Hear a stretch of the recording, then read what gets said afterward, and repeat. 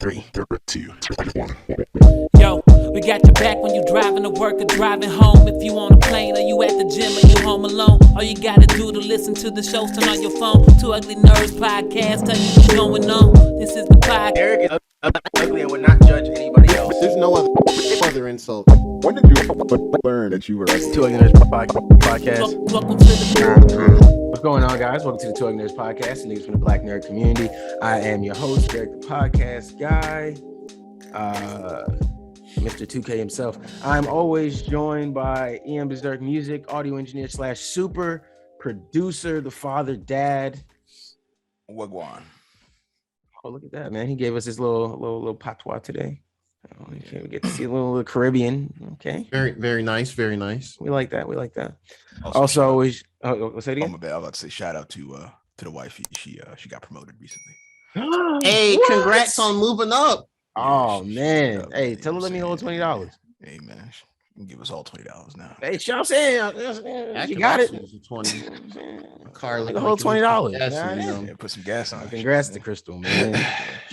I'm not surprised though. You know, Crystal been on that trajectory, Yeah, she onward and upward. She finna run that whole mug soon. Yeah, bro, she about to be the director of the hospital. Director. I don't know. Yeah, I don't know what they I don't know what the Yeah, requirements yeah, are, sure, but you know yeah. what I'm saying? Maybe. Who knows? You know what I'm saying? I don't know. Of course. Maybe it's just tenure or something. I don't know. Yeah, probably, right? Yeah. And she's super smart. Come on, man.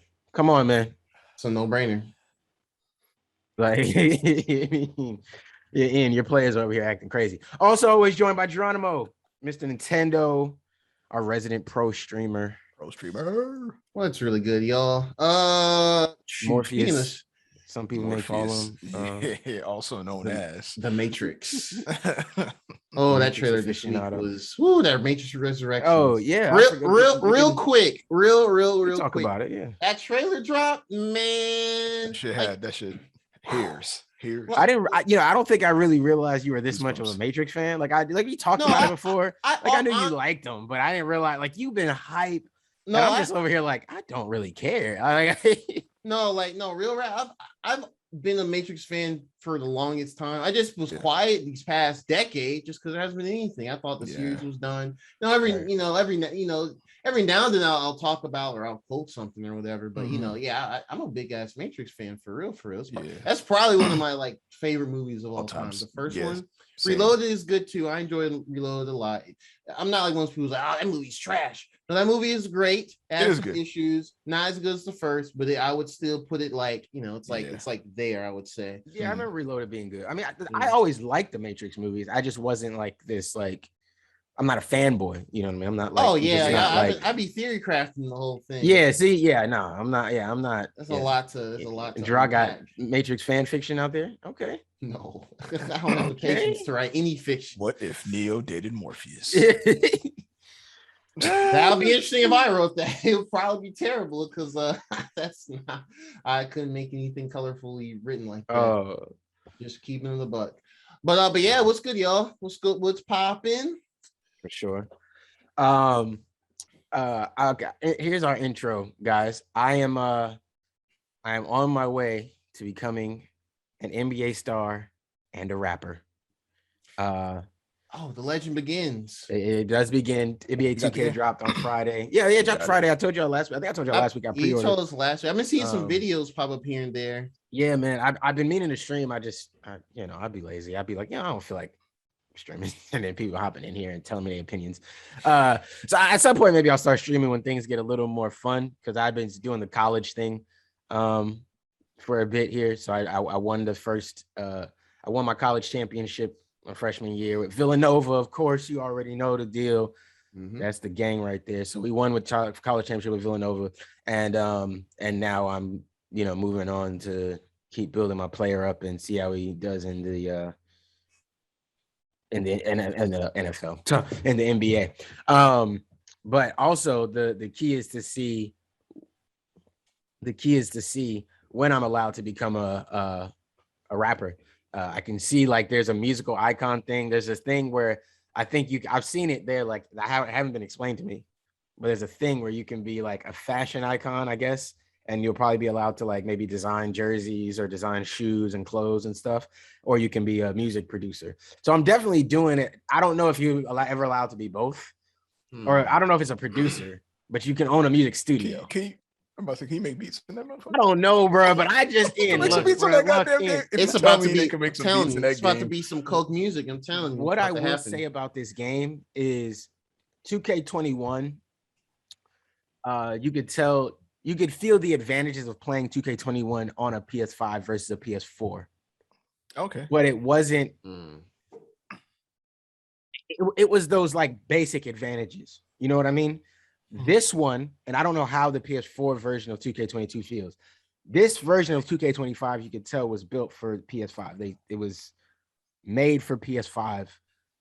There are clearly advantages to it. Apparently, FIFA is going to be the same way, where essentially the people that are playing FIFA 22 on PS4 are essentially going to be playing what FIFA 21 was on PS5, whereas FIFA 22 is going to be like a whole new experience, which I think is a little unfortunate, but I get that's how it works sometimes.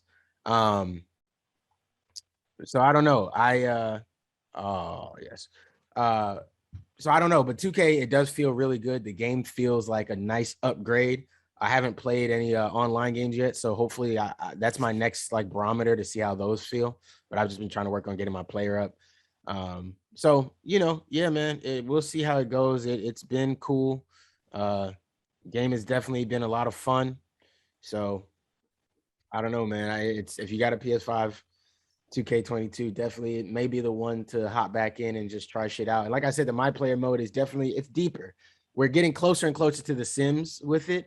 It's just you have to do maybe a little more to earn some of this stuff. So I don't know, but I'm definitely invested in it. So and for the first time in a long time, I'm getting it early. Normally I end up waiting like a month or two in and I still end up paying full price, but I get it.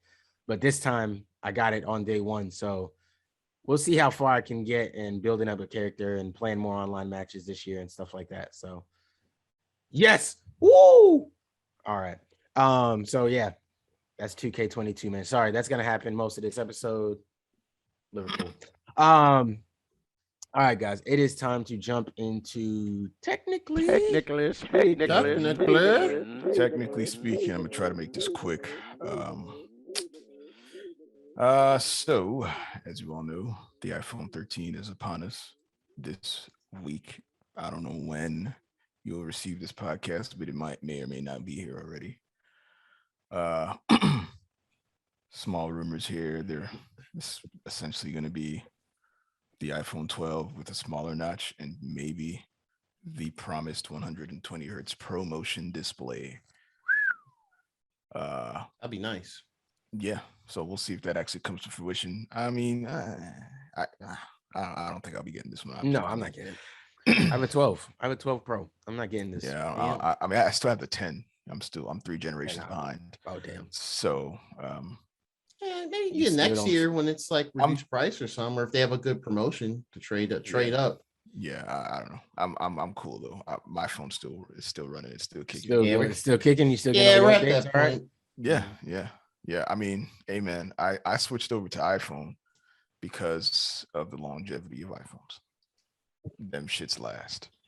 I mean, I can't really say that for Android. I mean, I'm sorry. Pixels last. Really, for my experience. Well, okay, so yeah. In my experience. They probably it's probably well improved since I've jumped ship. Yeah, I mean, I haven't messed with the pixels, so I don't. I mean, not every pixel is made the same. I think the 2 is really solid. I mean, I still have it. It's just a backup at this point. Yeah. I can't talk about 4A is great. Y'all know I still have that. I'm rocking with that. I can't talk about the 4. Well, anyway, I can't really talk about the 4 to 5. I think the 6 might be legit, but we'll see soon. Yeah. You know the joke they make about iPhones about once the new one gets released, the old ones start acting up and that's a typical joke. But I don't think that's everybody's case. I know that it's happened to me before where you feel like something weird is going on, or you feel like that last update, your phone really don't handle that well because maybe you're a couple generations back. And I do understand that like sentiment, but typically I don't feel like that's always been the case though. Is Yeah. my thing. You know what I I mean, mean? So also my experience comes from LG specifically. right. I had the droid phones with the keyboard and all the rest of it. Mhm. All of those died because the Type A or the micro the Micro USB or mini or the whatever micro we had USB back then. thing, the shit broke on the inside of the shit. Yeah. Yeah, you know it. So I couldn't charge the shit anymore, which sucked. Right. In fact, I've been wanting to get in there and just swap it out for a new one and seeing if I can get it to work again. Because I like that phone. The Droid Right. 3. Droid 3 is my baby, man. Yeah, you used a Droid stand back then. That was a Droid stand for sure. Mhm.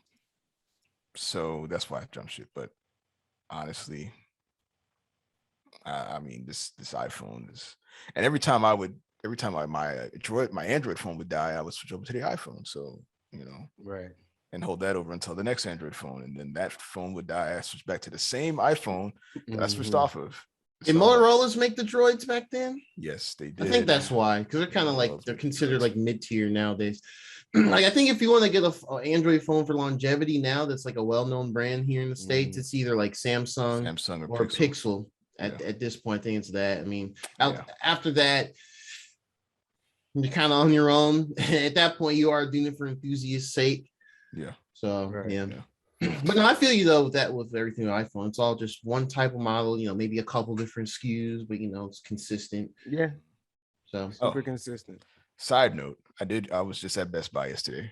Oh shit. I finally got the Rich nigga shit. Google thermal. You got that smart fridge? The smart fridge. It's not. It can only detect 3 different types of temperatures. That lets you see everything in your shit with camera in your. Oh no, I wish. That's just fire. Cool. That's just cool. We ain't got that. That's just fire. Are you kidding? Yeah, but I got to play with the Samsung Galaxy Fold 2. Oh, whatever version it is out. 3. I got to play so with they that. have it. Oh man. Yeah, cool. that was an experience. That was an experience. That thing feels like this. It feels solidly built. I mean, if you scroll across the part where the crease is, you can feel that shit. Right. But once you're like watching something on it or messing with it, you don't even see the crease. You don't recognize it at all. You don't even acknowledge that it's there. That's dope, man. That underscreen camera though, I can see that shit. It's just like it's clear as day. It's I can see that shit. It's very apparent. But it was cool to hold, man. Solidly built. It's really heavy, kind of bulky, but solid phone, man. It's interesting. It's interesting. I've never held it before. I played with the Motorola, not Motorola, the Razer flip phone that they have. That one felt kind of. Razer made a flip phone? Yeah, they made the full screen joint I remember that shit. competitor to the Z Flip. I'm kind of forgetting that. Yeah. They made theirs, and I mean, it feels kind of wonky. We probably talked about it here. I just straight up forgot. It was brief. But the Z Flip and the Fold 2. Oh, the Razer. I'm an idiot. I was thinking of. the computer. No, you're not an idiot, Razer. but I know. I just in that moment I felt really dumb. No, you said I'm an idiot, and I was saying but I was saying to you saying the Razer. No. You know what's funny? Like you said I'm an idiot, and I said no. I was like no, hold on. No. I thought you were talking about the game. I knew you weren't talking about me. So now you're good. Not for sure. Be clear, bro. Oh yeah, for sure. For the listeners. For the listeners, they be like, is there pod beef? No, none at all. Ain't no pod beef, man. None at all. We all friends out here. We still the homies. But no, when you said Razer, I was thinking of the computer brand Razer. I don't know why I thought that. No. Yeah, the Motorola Razer. Yeah, my bad. No, you're good. Yeah. But yeah. I kind of forgot. Well, I mean, yeah, the Motorola Razer phone. Yeah. Easy to forget when Samsung's putting out this heat. Yeah, man. That Z Flip 3, man. If I just had money up the wazoo, that Z Flip 3, I might fuck around. Solid one too. Solidly built one. Looks good. Definitely feels good in hand. But yeah, those are good phones. That's legit, man. The next, technically speaking, is so the people over at The Verge made an article about this company that made a fitness tracker called Whoop. Big whoop. Yeah. Easy. Fitness tracker. They've been making fitness trackers, but this new version is 33% smaller. But it has the same 5-day battery life as the previous version. Now, the reason they're able to do that is because of this the battery tech that's in it, made by Sila Nanotechnologies. Their batteries are made of silicone instead of graphite, which is what your traditional lithium battery would be composed of. It's this powder that's in it, apparently. It makes for better energy density, which means that the battery can be smaller and maintain the same battery life as your traditional lithium battery. A lot of applications for this, obviously. Yeah. They did it in the fitness tracker, but this can be applied to like cell phones. Making the battery smaller allows for, more interesting improvements to the phone, maybe better camera tech or what have you, sensors and all the rest of it. Or making the battery just as big but lasts a lot longer. Maybe you don't have to charge it maybe once or twice a week. If it's that'd be crazy. That'd be crazy. Also, EV manufacturers are looking into incorporating these batteries, like Tesla. They're already talking about incorporating silicone-based electric batteries. vehicles. For those that don't know what EV electric. Ian do be just throwing out the tech terms. You be forgetting y'all know. I knew what you meant, bro. Maybe they didn't. The listeners, I just want to make sure everybody knows. The listeners out there, like EVs. What are electric EVs? Vehicle companies? Electric vehicles, yes. They're incorporating these batteries. Smaller package means that it charges faster as well. So we might be getting closer to how long it might take. To charge or to gas up a regular gas car, which I mean is one of the biggest gripes I think for charging a EV. That thing could take up like 45 minutes to charge, whereas you can gas up a car in like 5 to 10 minutes. So the closer we get to that and more charging stations across the board might entice people to make the transition a lot sooner than originally anticipated. But yeah, that's all we got for technically that speaking. is interesting. I want to see how that goes and how much they're going to try to charge us for it. That's my thing. How do they charge us? Because it should be more energy efficient and it should make things last longer. And they're gonna be like, all right, well, let's double the price of what lithium was. Oh, cost of the battery. Yeah. Well, apparently it's just the material. So, and apparently it's like plug and play. It's just switching from graphite to silicone powder. So it may not cost as much, or it may not be a price difference. Yeah. So it's super cool, man. Like I'm just glad to see any type of like application for. We're just finally seeing battery tech move forward. We've been kind of sitting with these lithium ion batteries for ages, it seems like, and just up in the milliamp capacity. I think that's the milliamp capacity, not so much as the tech on how the battery operates. So that's really cool. Yeah, it's really cool. Especially like wearables and things like that. So yeah. Man, this new decade already starting.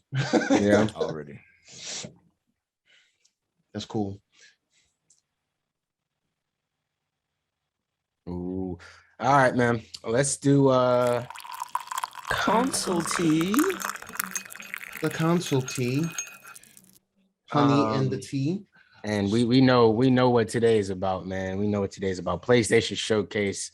Xbox people, if you're an Xbox person, this might not be the consultee section for you. You might be struggling today. You might have been struggling that day. I saw a lot of hurt tweets from some of you folks out there. I'm not even going to clown y'all today, man. You know what I mean? Like,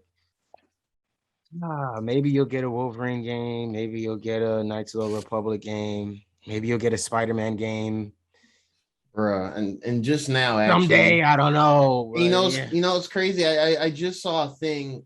Maybe I missed this one. All right, so we'll get to it. So yeah, so this past week, for y'all listening to it last week, the Thursday the 9th, PlayStation finally had their showcase.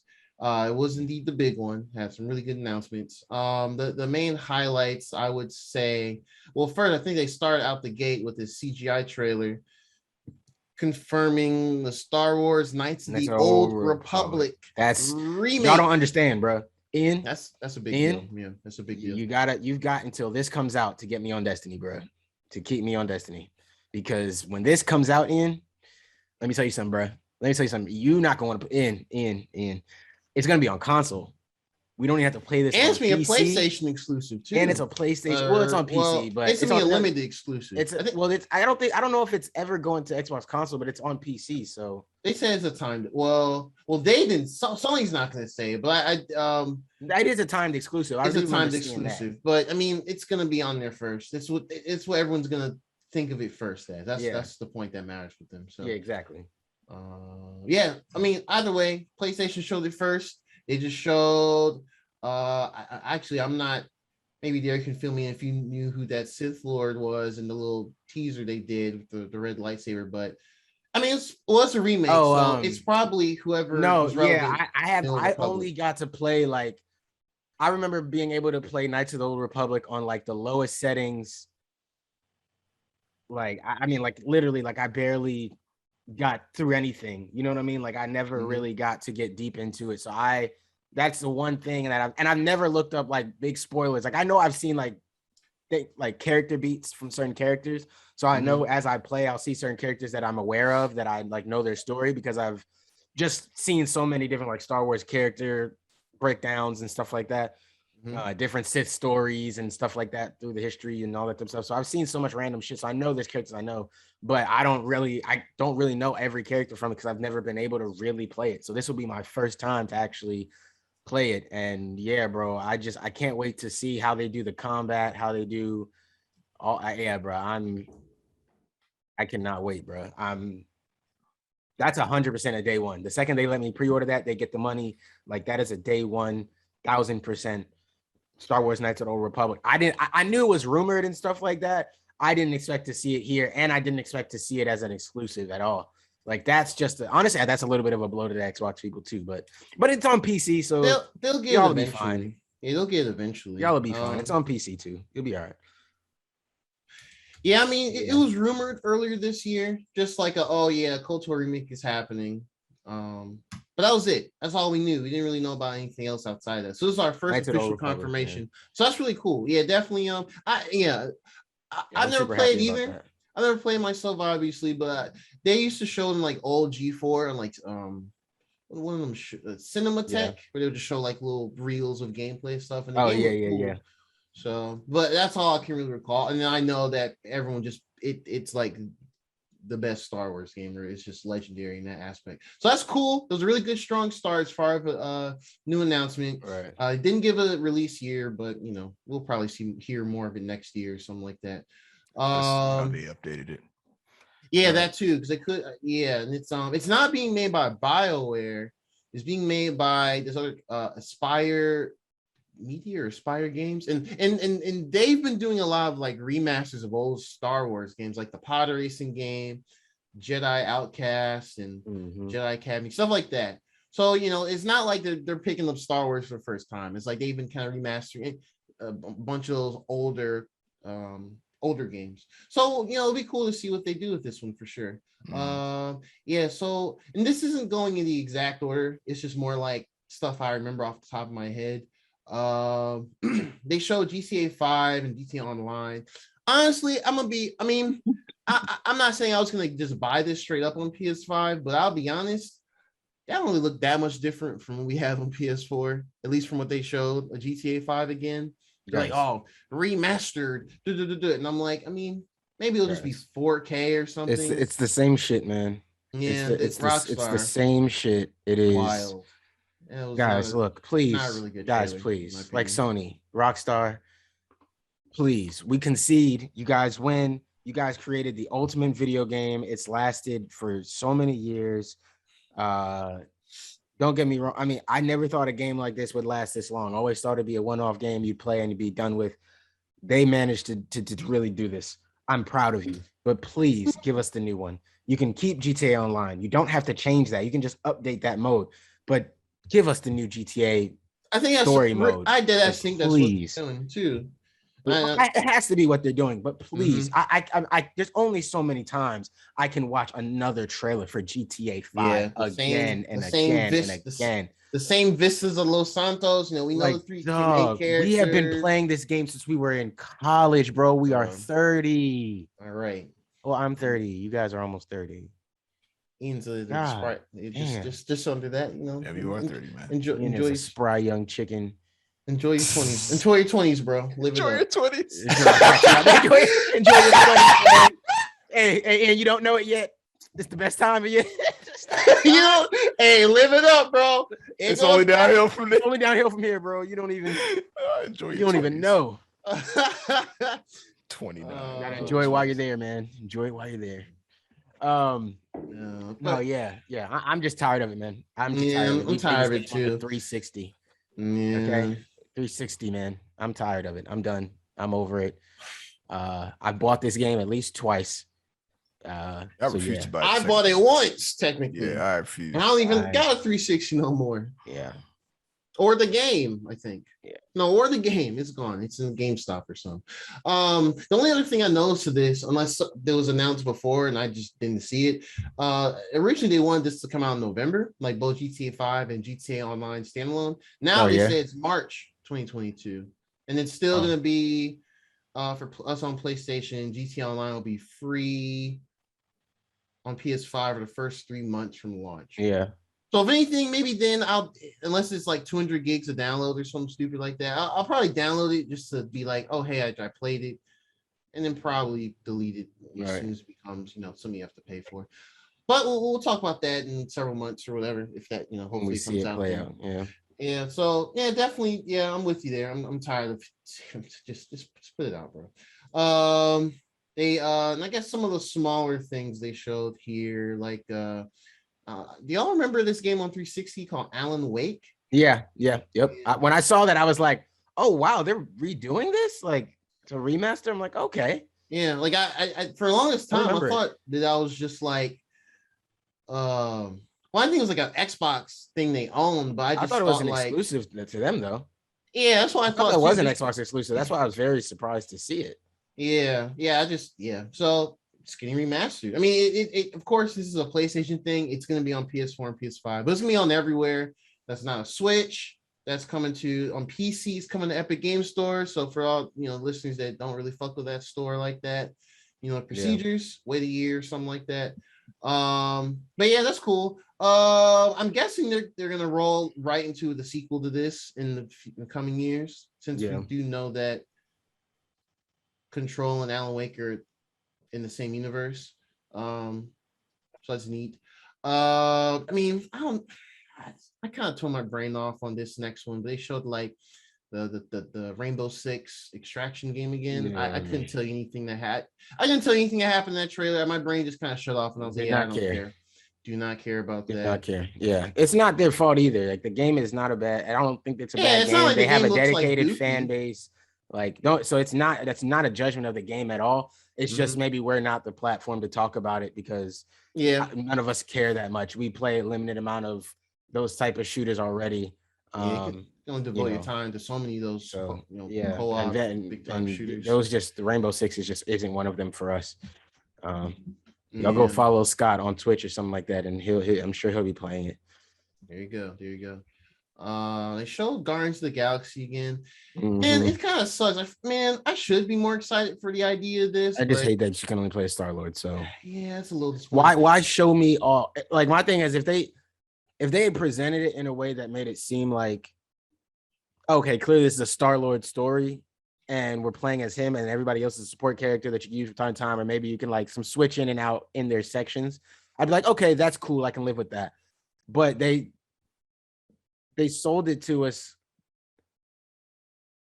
They sold it to us like it was going to be this. You're using the whole Guardians of the Galaxy, and instead, you're only playing a Star-Lord primarily. And I mean, maybe there will be still some things where you can like, use some of the other Guardians in some way, but it seems like you're primarily playing a Star-Lord the whole game.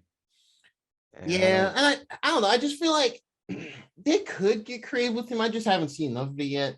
yeah, I mean, the game itself doesn't look bad at all. I think I wouldn't be surprised if the game is like surprisingly like good. Not like Right. game of the year category or like, oh, day one I gotta get it, but like it'll probably be good in its own right. Right. I will say I was talking to John, shout out to aka the intro, shout outs Mhm. on Thursday after we're on Discord, and he was kind of saying that like he doesn't mind it just being Star-Lord just because at least they'll be able to focus more on the game being a single player thing and overall, and they can build around his moveset and stuff better.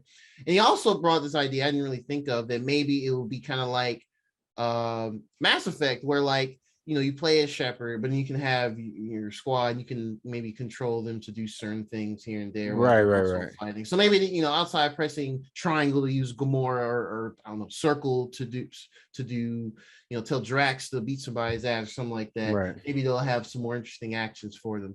So maybe so open mind. Yeah, it's still coming out late October. So Right. yep, so that's there. That'll be on everything as well. They showed Gran Turismo 7 again, coming March 4th, confirmed for March 4th. So racing listeners that are racing fans, there you go. So that's that. I mean, it looked good. It's a racing game, always look good.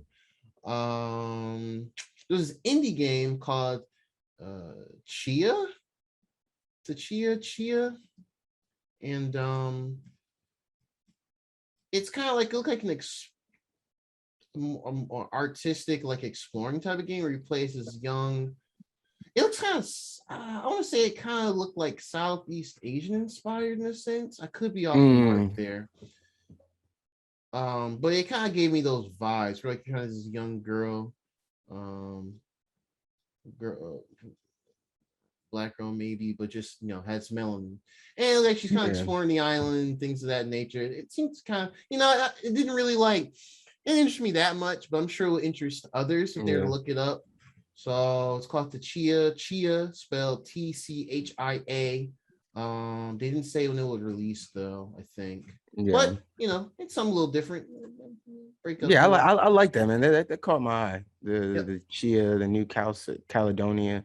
Yeah. That at first I wasn't sure like what it was about, but then when I saw that she could like take over every like the different animals and stuff, like I was like, oh, that looks like a lot of fun. That looks like just a chill. I mean, and don't get me wrong, there seems to be some like does seem to be some sort of enemy fighting and stuff like that does exist in it, but just being able to like explore and turn to different animals, I thought that was dope, man. I thought that was super dope. So it definitely was like a cool concept. I don't know. Oh yeah, for sure. For sure if I'm interested in it, but it's a cool concept. I'm so glad for this PlayStation blog because I wouldn't have remembered this game was shown. There's this vampire free to play shooting game called a Blood Hunt. It looked kind of it looks okay. It's set in the Vampire the Masquerade universe. I've never played those games, don't know much. It's dark, it's vampires, apparently it's raining all the time. I forgot about that Blood Hunt game. Yeah, they said it's free to play. I think it's only on PS5. And it's coming, they said, in the near future. There's potential. Yeah, there's potential for sure, and it's free to play. So when it does go up, definitely try out. But they said near future, so I'm guessing before the year ends. There's no concrete date for it, I guess. Trying to see if there's anything else out here I'm missing. Okay, yeah, they showed full gameplay for Tiny Tina's Wonderlands, which actually looks really dope. Yes, 100%. Yeah, we were talking about it a little before we were recording. So for those that don't play Borderlands like that, essentially what this is basically a game that builds upon this individual DLC for Borderlands 2 back in the day, called Tiny Tina and the Dragon Keep, where it was basically playing out. I mean, you still played your characters and you saw the loot and all that, but it played out in the style of a Dungeons and Dragons game where dude, all the medieval enemies and environments. It was just a really cool DLC. So this leans into even heavier. But it also has a bunch of original characters. None so far have ties to the Borderlands, except for Tiny Tina herself. She just kind of acted as like the dungeon master. So I think that concept is dope, man. Oh yeah, I think that's so cool that you like a Dungeons and Dragons game, and I maybe there's other games out there that exist like that. So if somebody out there knows, please let me know.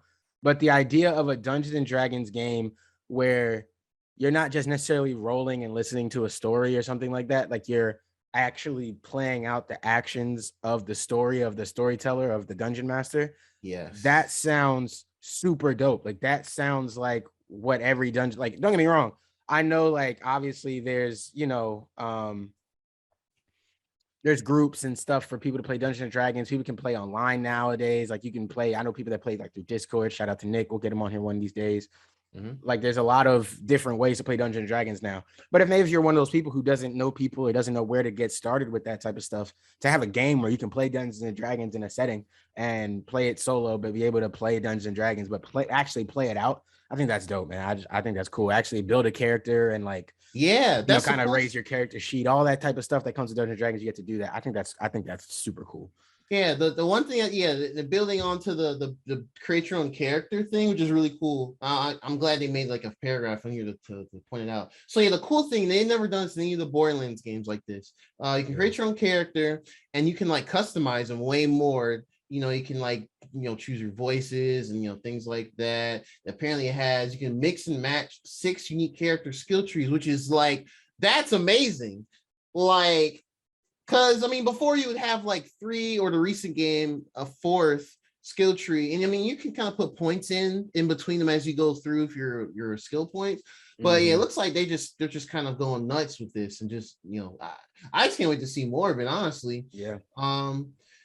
Yeah, man, this has really high potential to be really, really good. And it looks like the combat and the loot system is similar, where you have your legendary weapons and everything. Oh man, yeah, looking at this again some more. Yeah, this looks really dope, actually. And I do like that it's kind of outside the Borderlands series of stuff. Like it's a spin-off essentially. Tiny Tina is the only original character that will just be playing a DM of a dungeon master of herself. So yeah, man, I'm really looking into this. I don't know day one yet, just because after the rest of the year goes, but it's too many games right now, man. Yeah, definitely. I don't think it's a day one for me either. And obviously, you're a Borderlands fan, so it's not a day one for you. It's definitely not a day one for me. But I am interested, like highly interested. It's on my list of things to like keep tabs on if there's a really good sale, or I'm just looking for something else to play.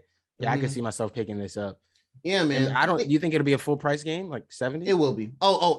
70? I think it'll be 60. I think the base will be 60, and if they're like the other Borderlands games, this will probably have a season pass. That'll be more. Like for Borderlands 2, I'll go back. Borderlands 2, I think I don't think the pre-sequel did this, but Borderlands 2, they launched it with a base like $60 one, and then you could pay and get like a deluxe or whatever. That'll just give you the season pass along with it, which I think was like, I think back then like 75-80 with just the DLC and the base game. So when the DLC came out, you didn't have to pay for it. For Borderlands 3, they had something called the Super Deluxe Edition.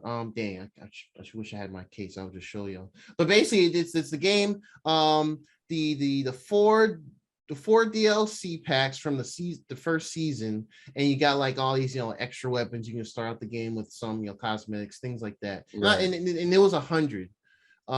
Just because I guess DLC price is more now than then, but I think it was worth it. All Borderlands 3 DLC was great in my opinion. But yeah, so I wouldn't be surprised if they do something like that, just for folks, for us and for other listeners to just keep that in mind. But also keep an eye out for discounts, because usually Borderlands games, not saying they fall in price stupid fast, but they will fall in price. So if you don't want to get in March, feel free to wait. And like, I mean, depends on if there isn't a lot coming out by the fall this time next year. Wait 6 months, you can probably get it for around 40, 45. Yeah, Pretty that's easily. what I was thinking. Yeah. So, and it's not so much as I wouldn't get a day one because I'm not interested. It's just like you said, too many games. And these are games you're gonna put a lot of time in. Honestly, this character creation stuff, it kind of makes me think they play a little bit more Destiny 2 when you're making this, like dead ass. That's really what it looks like to me. So it's like a Borderlands, Destiny, Borderlands full circle type of thing. Yeah. But yeah, so this has potential to be really, really cool, really, really good. Cool they had the gameplay there. I didn't actually expect that at all. I kind of forgot about the game low key. And then they showed. All right, so we'll get to more of the stuff that seems to be like true exclusives, I would say here, unless I'm forgetting something else on this list. No, we're gonna go to the true exclusive section, as I'm gonna call it. We'll get to the hype shit towards the end. Yeah. So they this one of the earlier things they showed this game called Project Eve, which I think they announced like 2 or 3 years ago, and I just whatever, just forgot about it. But I mean, I was into it just because it looks like it's made by this South Korean studio. It's playing with this chick who's got like skin tight clothes, whatever, that's what they want to do. But the action looks great. It reminds me of like Bayonetta, all the games I like. Bayonetta, Nier Automata, Metal Gear Rising, a little bit of Devil May Cry, just all those, action, running around, beating all these enemies' asses with cool, stylish combos. That looked dope. And it was just nothing but gameplay. So it was really cool. They didn't give a date on it. I will hope it's next year. And I hope the game is actually like good. But overall, I'm interested in it. It looks fire. Ghostwire Tokyo. So that's one of the 2 PS5 timed exclusives that they announced from Bethesda before the Microsoft buyout for Bethesda earlier this year.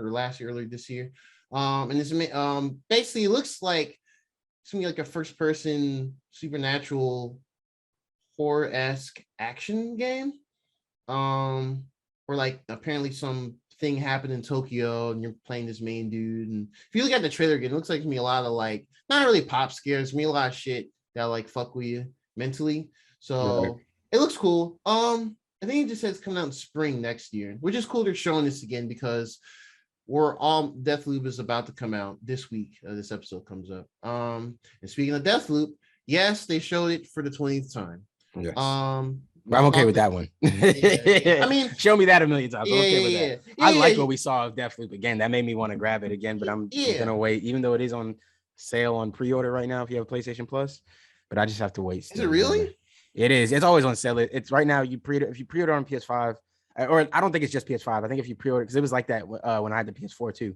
If you pre-order on PlayStation and you have PlayStation Plus, instead of $60, it's like $53.99. Oh, I didn't even know they were doing that. So there's a little discount on it. That's dope. Pre-order. That's dope. I actually didn't know that. I say that in jest to say they've showed a lot, but I think I see this a lot online, where people are like, oh, it's Deathloop again. Oh, they've shown it too much. I think it's kind of a funny thing that people say about that because, like, compared to other games Arcane made, like like Prey and Dishonored and Dishonored 2, I know like you especially Derek, Patrice, friend of the podcast, shout out. Y'all are bigger Arcane fans. Y'all know how good their games can be. Yeah. But for me, outside looking in, I think the main issue with those games is just Bethesda never properly marketed them or pushed them properly, so more people could play them or just know what they are. So this game is getting the push of all time. Like if you don't know what Deathloop is by now, then you're just not watching these showcases like we'd be talking about. So and the game looks great, honestly. I was listening to another podcast yesterday. Not going to mention it. We don't get no free PR or anything, but a couple of people there, they got review codes, and they basically they couldn't say specifically because embargo, but from what they said, they're like, they said that the trailers have not been selling the game's true like self as well as they thought. It's been kind of a misdirection, and they really, really like it. But I'm guessing this week, by the time this episode comes up, we'll have reviews out for it. So it might be a game of the year contender. You never know. But yeah, that comes out on September 17th. So that's really dope. All right, now let's get into it. Let's get into it. So we have Insomniac.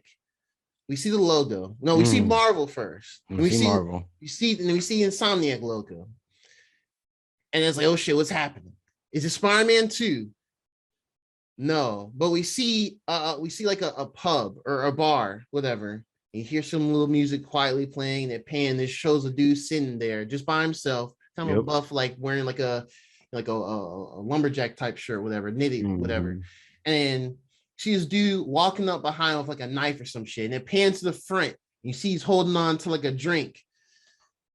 Bloody hands. And I'm like, no. Once I saw that, I knew exactly what it was. I did too. I was like, no. I was like, yep. No way. And then you just hear the sneak. I was like, yeah, Wolverine. Once I saw, and then once you saw him grip his fist clench, I was like, shink.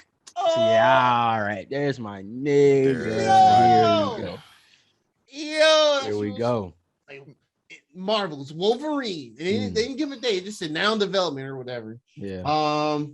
Now, one thing I want to say about that real quick before we get to the other stuff. I think this game's gonna be rated M. I think it's gonna be rated M for mature. But the reason why is because if you go on like certain like PlayStation sites or whatever, before you get to it, it says you have to be a certain age to read or view this information. Right. And I think there's some stuff on like YouTube. If you pull it up, it'll mention that, it might not be, it might have adult themes or whatever. Right. But the next game we're going to talk about is also by Insomniac, does not have that when you look it up on PlayStation site. So I do think this will be a rated M, like, just crazy Wolverine type game. Yeah. Another thing I found out from the same podcast I listened to yesterday, one of the dudes mentioned who's, I guess, in the industry, which you should probably get really excited about it, Derek. Apparently, one of the head writers for the game, at Insomniac now working on Wolverine, was one of the writers for Spec Ops: The Line. Oh yeah, I did see that. I saw that report out there. Oh, you did? Okay. Yeah, I did. I saw an article about that. Yeah. Okay. And that's cool. That's probably gonna be big then. Whenever what they could potentially write would be man. Yeah. Listen, the guys who wrote Spec Ops: The Line, y'all know I've just way ahead. People play that game and still miss the point. Oh man, yeah, that game is. Whoo! I'm telling you, man. If there's ever a game that should be remastered and brought up, it's that one. And if you can't do that, you should definitely. That should have been remastered, 100%. Yeah, that definitely should. Yeah, you know what? Now 4K 60 on like PS5, Xbox, whatever. That definitely should be remastered. But I don't know who owns it, so I have no clue. I think Xbox owns it still, or something. Or not necessarily Xbox, but I think I don't know who published it. Yeah, I think you can play it through Game Pass. Is the last thing I've heard that you can play it through. So I think it might be, or it might be in the store, or it might just be in the store, and you can still buy it like digitally on Xbox. It's not in the PlayStation Store at all. Oh shit, 2K owns it. Well, that's awful. Oh, do they? Well, all right. Okay. Come on, guys, just put that back. I mean, they don't got to remaster. They honestly don't have to remaster it. I'd play that game in the exact same resolution. It's fine. That's true. I'd play it just like that. Just put it out again so I can play it, and I will play the fuck out of that game again. That game is chef's kiss, man. And it's hard. It's not an easy game either. You can. That's probably. Me and Remember trying to play that game on the hardest difficulty, and that shit, bro. That put you down. It'll break you, but fuck the story. They're trying to beat that shit will break you, bro. Boy, you take one step, the enemies see you and catch you slipping. That's it. And it's not just him shooting either. He saw you, and now he done told 12 of his homies, a whole squad shoot right there. You getting fired out, bro. Yeah. Oh my God, them sneaky sections in Spec Ops: The Line. All right. Anyways. Hell yeah. So yeah, that seems to be really far out. That might be them true PS5 games. Yeah. We're playing like Which 4 or 5 years, some shit. Yeah, yeah, it's exciting. And what's also exciting is the next thing that Insomniac show right after. They hit us with that swerve. They thought they was slick. Here's with the swerve. Now, in the beginning of that trailer, they showed like a little street corner, and they showed like a little the passenger, this the pedestrian light, the sign. Mhm. And I saw electricity. Am I the one that thought that like maybe that's Infamous? Real quick. I did. Okay, Thought cool. it was Infamous. I thought about to for get Infamous. I, Second son, third I son, get what you're goddamn. saying. I see why y'all would think that. for a But I split second, didn't- I did. For a split second. Just Yeah, the neon lights, the water, the street, the rain in the street. Yeah, it had the All vibe. that, it had the vibe of they get in the son. bag with Marvel right now, but they ain't worried about. We'll get back. I to it mean, but that was days. before we ain't getting saw back. fucking Spidey swing out. Well, yeah. the Once first that thing we happened, saw then we was knew the for outfit. sure. We saw the outfit as soon as we saw that shit. It was like, Yeah, that's true. Yeah. oh, Yeah, so wow. yeah, so then they promptly announced Spider-Man 2 exclusively PS5, 2023 Exclusive. exclusive. Exclusively PS5. Yeah, and show Peter. It looks like he has permanent Iron Spider arms on his back, so that's just gonna be part of his kit, I His guess. outfit. Yeah, That's I mean, interesting. I mean, you got a guy, fire. your homie is running around with electricity. He got to be able to And, give and, Miles. invincibility. You got to be able to give him Miles. Invincibility. You gotta give Miles a run Miles for out his here money. super punching niggas with it. Yeah, Right, what am I supposed to right. be doing, man? Miles My arms going aren't good enough. invisible. He Kamehameha blasting, and I'm just still web slinging and punching dudes. And I honestly like, And I react fast. All right, man. And yeah, look, because in the trailer, you know, they have Peter beating somebody's ass, and they show Miles beating this one person's ass. But I think they showed a glimpse of what one of Miles' new abilities may be too, because you know all his venom is yellow electricity, right? But when that chick kind of swung the little thunder sword against him or whatever, he did blue electricity and like did like that, deflected it, and then he like propelled and tossed her back. So I think that might be something he can do too, or he learns to do. That's like kind of like a defense version of it. Yeah. I mean, we could kind of do that in the Miles Morales game with those little generator things during the story. But I feel like maybe that's like his next step. Like he's just becoming like a battery, and he's just storing it and just pushes it right back out. So that's me speculating. I think that's what that is. That'd be fire, yeah.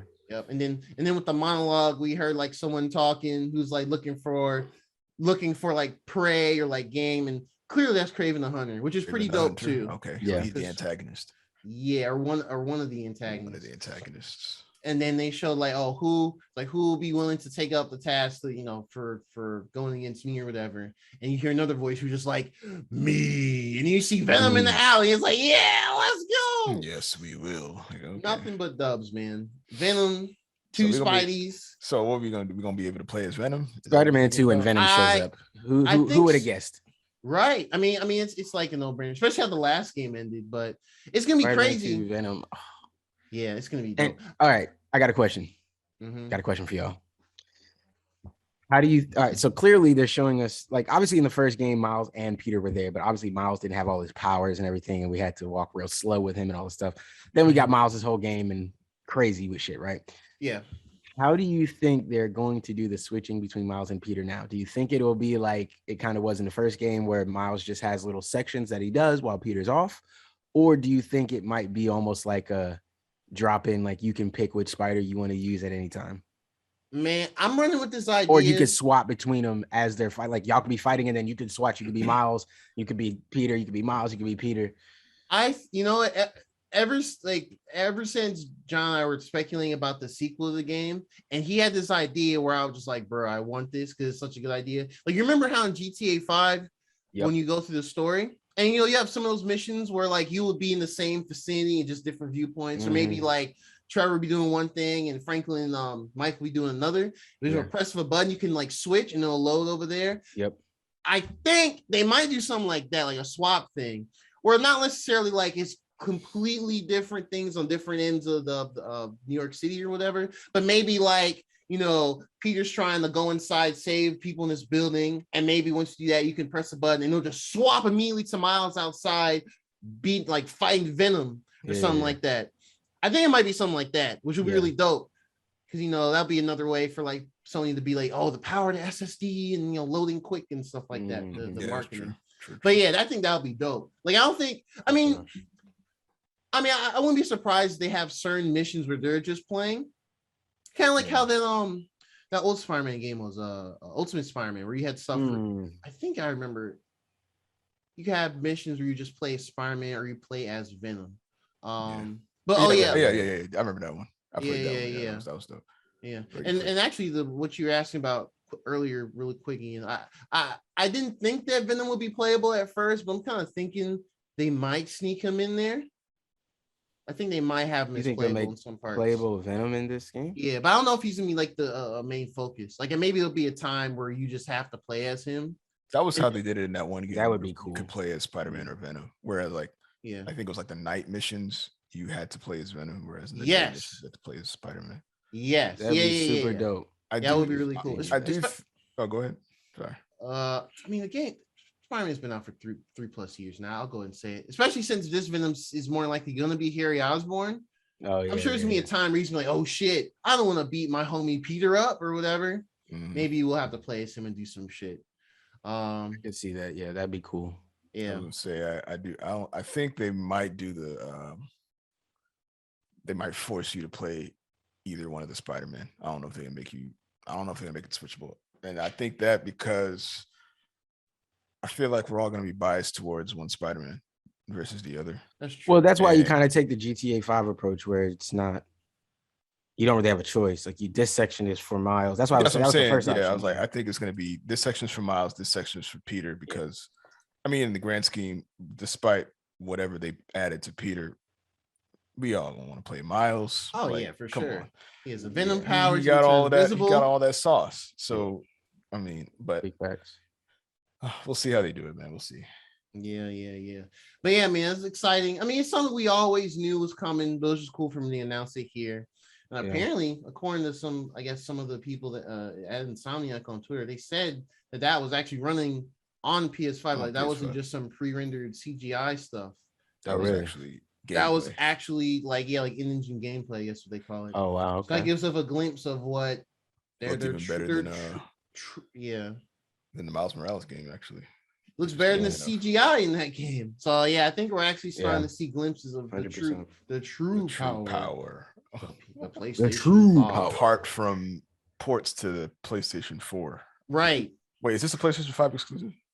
Yes, it is. Yes. Oh man. Both of that and the Wolverine game are both PS5 exclusive. So, no. I mean, honestly though, games being announced for that far out, I think they are just going to be PS5. Well, yeah, it's 2023. Yeah. By then, you should have it. I don't think. Well, let's hope. Let's hope. Yeah, let's hope. I don't think we're going to see that many Well, I don't think we're going to see that many for what that's been announced now. I don't think they're going to come out and.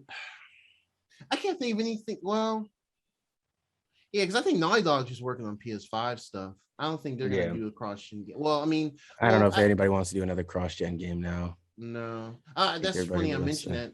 I can segue into that real quick. Yeah, they snuck in the Uncharted Legacy of Thieves collection. Oh yeah, this was kind of smart how they did it because they pretty much announced it for PS5 and PC. I think it's the first time they've announced one of their games coming to PC on one of their big showcases like this. Yeah, so that was smart for them to.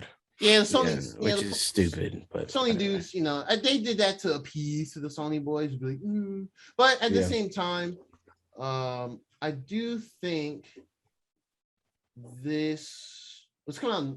They say early next year, so maybe like February or something. Yeah. Not February, because that's when Horizon comes out. Maybe it's January. I do wonder how they're gonna spin this properly because we already have Uncharted 4 on the when you pay for PlayStation Plus on the PS5. You do have access to that version of it. I mean, it's not. I think this version is the 60 frames version. I don't think the Uncharted 4 is 60 frames on PS5 back compatible. So that's interesting. They're doing this, and they're gonna charge for it. More likely 70. For dudes on PC, you're just like, oh yeah, I don't need a PlayStation 5. I'll just get these old ass PS4 exclusives, and let them have their let them have their small victories if that's how they want to do it. But yeah, they announced that real slick thing between everything. Yeah, I could care less about PC getting games like that. I mean, and a game like Knights of the Old Republic should go to PC. So I'm trying to think of a game that I would care about. This is for people that have been PC gamers and never had a PS4, and now suddenly they're caring. Like, oh man, I've been waiting to get what would it? I can't imagine it's a big group, right? Like I can't imagine it's. I mean, I think they're selling all right, but I don't think if people have been like, yes, I've been holding out for 4+ years for Horizon Zero Dawn on PC. Yeah. When there's been no indication prior to last year, them shits will go on here. I mean, it's cool. And I get why they're doing it. They just want more money to help, development for sequels and stuff. But whatever. I'm just but yeah, that was interesting to announce to hear like this. So I feel like now going forward, not out of the realm of a possibility for these PC ports older games to get announced in these little stream things. So yeah, and then the final thing they showed, which I mean, we talked about it last week. It was a foregone conclusion at this point. We finally got to see. How far off was I off from my announcement? How far? Prediction. I said July. It came out September. They announced it September, but I also did say it would come out this year. That that's pretty off. I was expecting July too, because I figured they would have done like what EA did and had like their own little separate thing in July instead of around E3. But it just turned out it's September, so whatever. Yeah. 2 months, whatever. Let's just say they pushed it back 2 months because they knew we knew what they were gonna do. Let's just put it like that. No one can deconfirm that. You know what I'm saying? No one can really deconfirm that. But so they ended with God of War Ragnarok. So let me ask y'all this. How y'all feel about how the game looks? Looks fine to me. Looks like a PlayStation 4 ported to PlayStation 5 game. Okay. Now let me ask you this. When we saw Horizon Forbidden West earlier this year, I felt the exact same. You felt the exact same? I did say that. I was like, I do feel like this isn't graphically as amazing as I was expecting. It's only a step up, but Horizon was already ahead of its time graphically. So, man, I personally feel like both of them were very good. Both of them were very good. Oh yeah, they're both. No. What I mean is when I saw this, I was excited because I was like, oh, cool, we're finally seeing Ragnarok. And to me, and with the knowledge of it being, also being on PS4, like with Horizon Forbidden West, this game looks more similar to the previous PS4 game than Horizon Forbidden West does. I would say I can agree with that. Yeah, because I feel like and maybe it's because for Horizon Forbidden West, I feel like the lighting and stuff just seemed like it was a noticeable improvement. But granted, I haven't played a ton of Horizon Zero Dawn. Yeah, I actually started playing again yesterday. I'm not gonna lie, I started playing it again. I'm gonna try third time to charm. Yeah. I'm gonna just focus on story missions, and then that's might beat it before the next game comes out. I think you will. Yeah. If you put in the time like you put in on the other games, and you really just dedicate yourself to pushing through it, I think, like I told you before, you'll get to the interesting parts of the game, and then you'll make your way through it. I honestly don't don't get me wrong, it's not a short game by any means, but I don't think it's so bad that you couldn't finish it before the next one comes out. I don't think it's that at all. I will say this, playing through Ratchet and Clank, I'm a little spoiled. Okay. That game graphically is some of the best things I've never seen a game look so beautiful in my life. That's true. When you play through that shit, and then you go on to play Horizon or you can see the difference. You know what I'm saying? You could see it. So here's the thing: do you care? What are you playing the game for? No, exactly. I'm playing for the gameplay. I'm playing for gameplay. Yeah, we're playing for good gameplay, a good story, and we want it to look good. It does look good. Yes, it maybe doesn't look as amazing as it possibly could, but it does look good. We want dope gameplay, which we still have, and we believe we'll still have, and with improvements, and we want a good story, which we have no reason to believe we won't get another great story, right? Absolutely. I hear the complaints. I get people being like, I get it a little bit, but I don't know that it's. Honestly, I could even say that Ghost of Tsushima's graphics look better than from the limited stuff that we've seen so far. Yeah. And who knows what kind of upgrades the game may get over the lifespan of it. We don't know. That could be an early build. I think I said that a while back when we were arguing about it in a group chat. The same thing. I was like, we've seen games get big upgrades that look really good. That's I watched it happen in FIFA. So, it was a big difference. So yeah, it can be things that this is the game we're gonna get right now, and after a bit, they work on it, they tweak some things out, and we get a nice big graphical update. And if you want to wait to buy the game till then, cool. But I bet a lot of you won't. that a Yeah. lot of you won't. And it's Yeah, not a yeah. PS5 exclusive, which doesn't alienate the fan base. Maybe That's a kind of good thing, guys. I'm sorry. that's a good thing. PS5s I'm are sorry. still I'm not a super selfish hard gamer. to get. I'm not a selfish gamer. That is a good thing that it's available on PS4 and they developed it that way because PS5s were very hard to get. Everybody knows how hard they were to get. Yes, I'm one of those people who's able to get it day one, and I technically ended up getting it cheaper than retail price. But that everybody's not me. You know, it's hard to be me. Yeah, man. A lot of people didn't get them shits, bro. We can't all be there. You know what I mean? And a lot of people are paying over retail price. And if you're willing to do that, then cool. But you can't be so selfish to where you say, fuck them. The game shouldn't even come out on PS4, only for PS5. Well, then, bro, no, it's not a lot of people that's going to get to play it, bro. Sorry. Yeah, there's like almost 120 million PS4 or Pros, whatever, out in the wild versus, well, I'm guessing like, 11 million PS5s almost a year something like since that, it launched, something like that. About that, I'm guessing because when they last said their numbers, it's like just at 10 million worldwide, just pretty great. So come on, man, like we knew that. And how are you sure everybody that doesn't like? Don't get me wrong. Obviously, we think God of War is a great game. Everybody who plays it loves it. Yeah, it's a great but is game. Everybody a God of War fan? How many people have PS5s that are not interested in God of War at all? I think I don't really know. I'm just saying we don't know. Like what I'm saying is we don't know. So to say even that like 11 million PS5s is to think that even if there are, let's say 12 million PS5s out there, to think that everybody with a PS5 is itching to play God of War would be naive.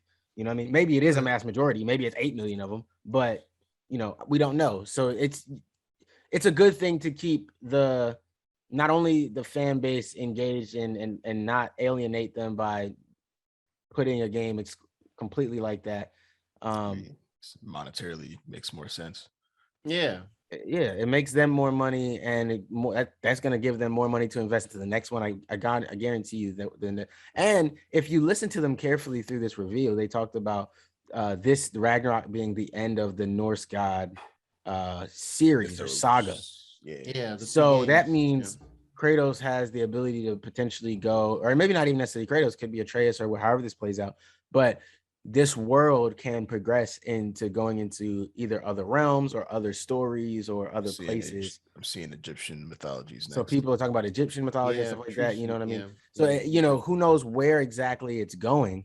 And depending on, you know, where it goes, that could be the next huge step because they're doing, and that might be why they're ending this saga. Instead of having to do something that still fits the aesthetic of these games, they're going, hey, our next game is full PS5. We're going to go crazy with it. And you know, let's say it's Egypt. We're going to go crazy with Egypt. The visuals are going to be insane. You're going to be able to interact with all types of shit. Like, who knows what the next God of War will be like? But this one is just, you know, we saw the Xbox dude online. Everybody made fun of him because he was complaining that Kratos gets the scene he chose for complaining about the animations looking the same is that Kratos and Atreus get in the boat the same way. And it's like, yeah, why would they? That dude's a fucking clown. Why would they get in the boat different, man? I get it. You're hurt. That's why I said this is a tweet of pain. Like I get it, my boy. It's a tweet of pain. This is a tweet of pain. Like this you struggling right now. You over there with that Xbox and you had to watch Spider-Man, Wolverine, and Knights of the Old Republic. Like I get it. Like you got your ass kicked in that day. I understand. It's tough, man. Once I found out that it was going to be a dual release situation, I already tempered my expectations as far as graphics go. I figured at most we're probably going to get, you know, better loading times and slight graphical improvements, maybe some more enemies in the background, some more things happening. Yeah, maybe Kratos will open some doors a bit quicker or whatever. Yeah. We wanted to walk through that the little crevice. The crevice. Yeah. The loading crevice. The loading crevice. Yeah, we want to do so many of those things. You know what I'm saying? Yeah. Yeah. So I mean, I'm still excited for the game regardless. Yeah, I'm still. Yeah. Trace got a little bass in his voice a little bit. Voice actor grew up a bit. You know, they introduced about to sound like Kratos in a second. right. Son, the end of the game, you got to sound like old buddy, a voice of boy. Dad, father. He was talking back to the trailer though. He was like, yeah. so you need to stop acting like you need to act less of a father, more of a soldier. He's like, listen to me, boy. I was like, ooh, they get spicy with it. He's about to catch that first L, dog. You don't know anything about me, Dad. when your dad really look at you and he got like, oh, you a little too grown. You know what? So now I might have to pop your ass today. Today might be that day. This wouldn't be what mother wanted. You don't know what mother wanted. You don't know what your mom wants. Yeah. You weren't even alive long enough to know. You don't even know your mom's, nigga. Don't worry about it. I'll tell you what your mother wants, and it's whatever I want. Right. Yeah, for sure. No, that shit was crazy, man. I'm excited for that. Yeah, they showed Tier there too, surprisingly. Well, I don't want to say surprisingly, I but didn't like, know who that nigga was until you know, I had to knew who he refresh my was. memory. It's been a minute. All I remember is Mimir kept talking about Tier a lot when you were walking around in the Norse God of War. game. Yeah, Norse God of War, basically. And the dude was just like, "Oh, what's good, Kratos?" And he stood up. I was like, he looked kind of like Kratos with a bigger face. He does. He's just tall. Tall as fuck. Yeah. You know, I found it funny. Like they kind of showed a glint, you know, they showed like a tease of Thor and holding his in Mjolnir.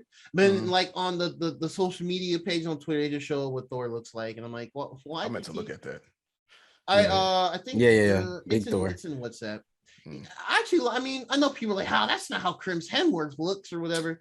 I think Marvel just made him look beautiful. I like the way he looks here because he just looks like a traditional like huge bodybuilder type dude. He's not like sexy flexy cut muscle. He's just a big dude. The director specifically said muscle like, we definitely didn't want another Chris Hemsworth. And I mean, have you been playing these story games? Like in the stories we've been hearing about Thor, he's not supposed to be some like ladies man friendly, amazing dude. From like, what he's I heard, fucked up already. Like he's done fucked up things in this world. Like he's fucked up. He's Odin's son. Like, come on, man. Like, nah.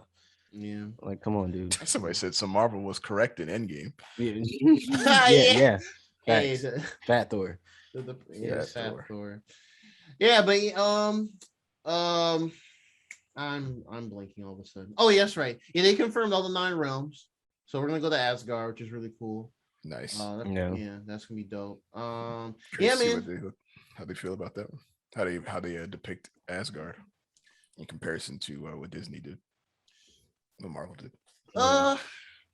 See, I mean, I don't know too much about the Norse stuff, so really, I'm gonna just be like, yo, that looks cool. I'm down. That looks cool. Yeah, for the most part. Essentially. And I love God of War's art direction and everything. So yeah, if it's some gilded city floating above shit in like deep space or whatever, whatever, it's cool. Marvel got kind of sort of right, I guess.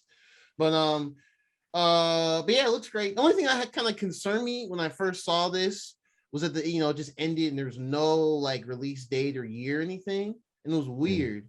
And I was like, wait, didn't he just confirm it was delayed to next year? Now it's showing nothing.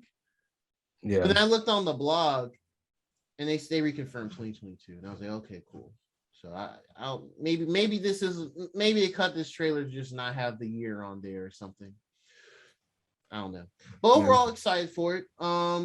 Yeah. For sure. It's gonna be fire. Big time excited for it. Yeah, and I believe that ended the showcase. Did it? Yeah, it did. Yeah, it did. Yeah. And they just went into like some explanations, some deep dives on every game and all that. Yeah, I kind of turned it off at that point just because I watched a little bit of it here and there, but I was trying to leave work, so it was just like I'm not gonna watch this while I drive. Everyone that's not on the West Coast was definitely in that same vibe. Like, I got a place to go. But yeah, honestly, I think this is probably their best showcase like ever, just in general. Yeah. I mean, there was still a lot of CGI trailers, a lot of little to no release dates, but I mean, of the stuff they showed, they're pretty exciting announcements. So, and I guess my rule of thumb now is, as long as the CGI trailer can be exciting of the idea of what it is. I mean, we know what the Spider-Man 2 can look like, so that's gonna be exciting regardless. I mean, yeah, for sure. And we the prospect of a Wolverine game is exciting. Those are known things, but like. Oh god, I'm blanking on the actual CGI stuff. I don't know why I'm blanking all of a sudden. But the few things it did show, I think it was good. I think it was really good, really good. Yeah. Definitely. If there was an award ceremony for presentations of the year, I think Sony sweeps it up at the moment. Yeah, I think so. No, it's a good. They had. I mean, to be fair though. They had all of their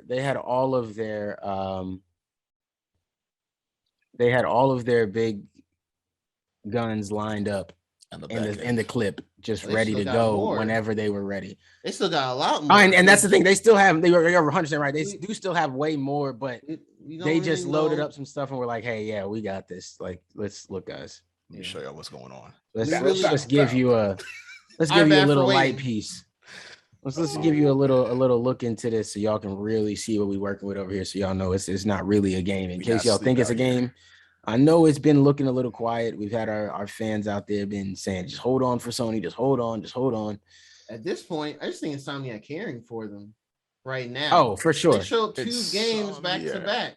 Oh yeah, Two Insomniac games. definitely carried. One that has an actual year release on the hopefully Yeah. sticks, and the other, just soon will be after. Yeah, that. I'm not banking on that sticking, to be honest. I'm not It gonna probably lie. won't. It probably won't. Not banking on that sticking. I mean, it might stick the year, to be honest, but I figure it's a year because of It could sneak into 2024.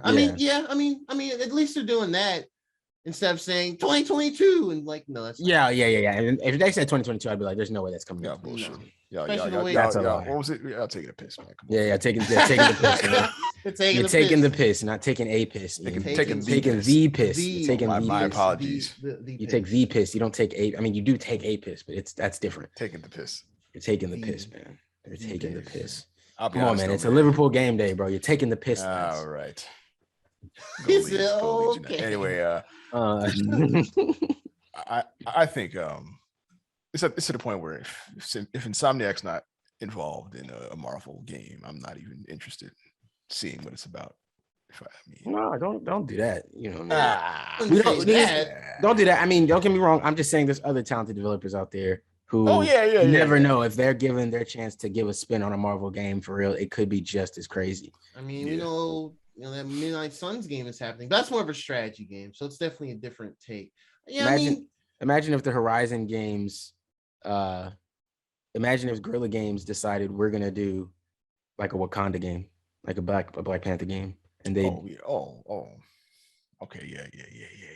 That's what You I know what? mean. It's just think about, just think of. I mean, don't get me wrong. Or Obviously, Santa like Monica those- Studios. or some Santa shit. Monica or come on, man. Like they would smoke. They would smoke. They that. would smoke that.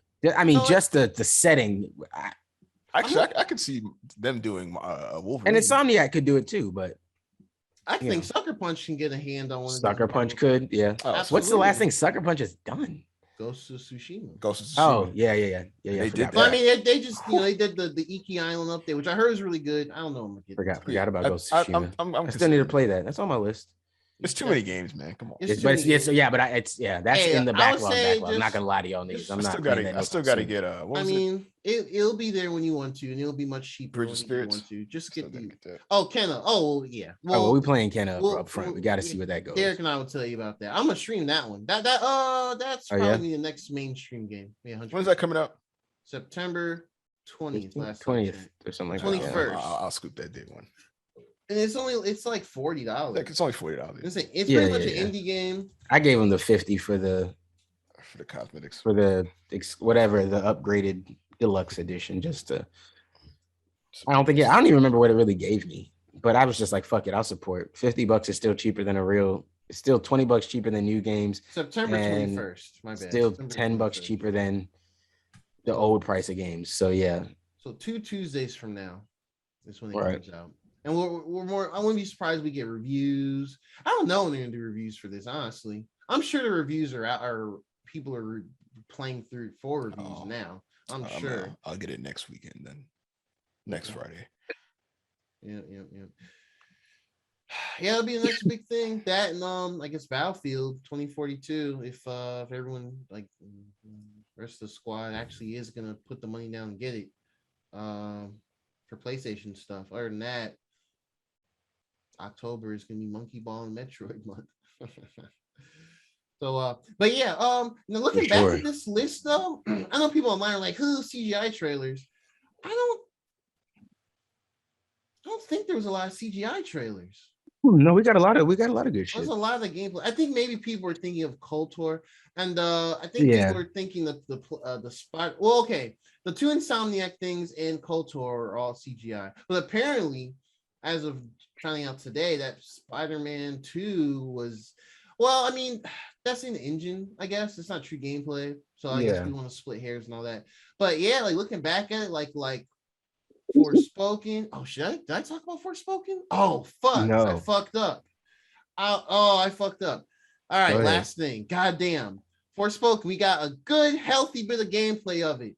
So this is definitely this game is basically like an anime isekai, which is that's that subgenre where it's like lost in another world type thing, like Sword Art, stuff like Sword Art Online, I guess, kind of sort of things like that. Or I haven't watched anime recently, so I can't think of any other true thoughts or true examples. But yeah, it's basically like those animes where you get thrust into like usually a fantasy world or an RPG world where you just have to go by those rules and stuff. So yeah, it looks like she's thrown to another medieval world, and yeah, they showed some more of the gameplay traversal. I mentioned it earlier. I mentioned this a day one, but yeah, I'm still excited for the game. I'm gonna support day one. I know some people are like, "Oh, it's a Western Square Enix game," blah blah blah, whatever. Yeah. I'm in it day one. Is a black woman lead that very rarely happens. I could probably only count one hand how many games have that. Yeah. I'm going to support it regardless, unless there's some super egregious shit in it. But so far, it doesn't seem like it. The only thing that was a little cringe was some of the dialogue's a little cringe. But maybe. Oh, yeah. A little bit. Yeah. It's like, I can run. I mean, at the same time, she's freaking out. She can do all these superhero things all of a sudden.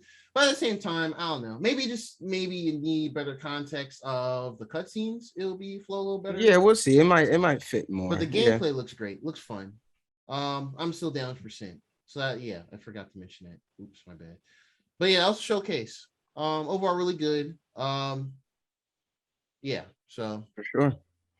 Definitely agreed. Hype week for Sony fans. We got what we've been waiting for. Patience is a virtue with Sony, man. You just got to be patient with it, and they normally deliver to us. You know what I mean? Even when it looks like Xbox is getting everything at once, we come back in with it, you know what I mean? So this is probably the best they've shown this year so far. Oh, definitely the best they've shown this year so far. I think easily. Easily. Okay. Easily. And I think plays have been okay, just okay, I guess. Yeah, I agree. And I don't know that anybody would be upset about any of the release dates. I think most of those games people are fine waiting for, being patient for, and being hyped for. And now we just get to see, information given to us, drip feeded to us over time now. I think most people are okay with that. There wasn't a ton of like the brand new stuff. There wasn't a ton of release dates outside of known things like the Rainbow Six game, Deathloop. Right. But I mean overall, I think it was a decent balance of stuff, I would say. I think there's a little less CGI than I think people were complaining about online. Right. Looking back at it now, thank you, PlayStation, for doing this vlog, an amazing thing. Yeah, dude, that was pretty great. For sure. I'm pretty sure Nintendo Direct is happening soon. Soon, yeah. Yeah, I think they're next. They gotta say something now. Yep. Cool story. Okay, so that's all we got for Console T today, boys. We did very good with that. A great showcase. Okay, so let's move on to Marvel's What If. Episode 5. What If Zombies, right? Yes. Gerard, just cool. So this is probably one of the more highly anticipated ones for me personally. For sure. Marvel Zombies was, I guess, the term Elseworld you've been using for like Titan stories and stuff. It's probably one of the more famous Marvel Elseworld stories from like this came out around the time we were all like high school time, I would say, or at least that's when I was known because a high school friend had the book and I read some of the comic and really interesting. So for this, basically it shows that this universe there was a virus that came from the quantum realm. In this case, it was from Hank Pym's wife, whose name escapes me all of a sudden. Hope? No, it's not Hope. Hope is the daughter. Jan, or something like that. Yeah. It's a shame that we're whatever, man. It don't matter, man. She went down there, got lost, and she brought the virus back. She had the virus and came back. Hank Pym infected, came back from the quantum realm, infected everyone else, including pretty much just about all the Avengers on Earth. Yeah. But it was interesting how they tied this in because I was wondering this. the whole time that this was teased. So basically, how this plays is it starts as soon as Bruce Banner gets thrown back to Earth in the beginning of Infinity War, and he's like, "Oh, Thanos is coming," but he walks outside, and he's like, "Well, no, he plummets into the Sanctum in New York, and it's like, yo, where the hell is everyone at?"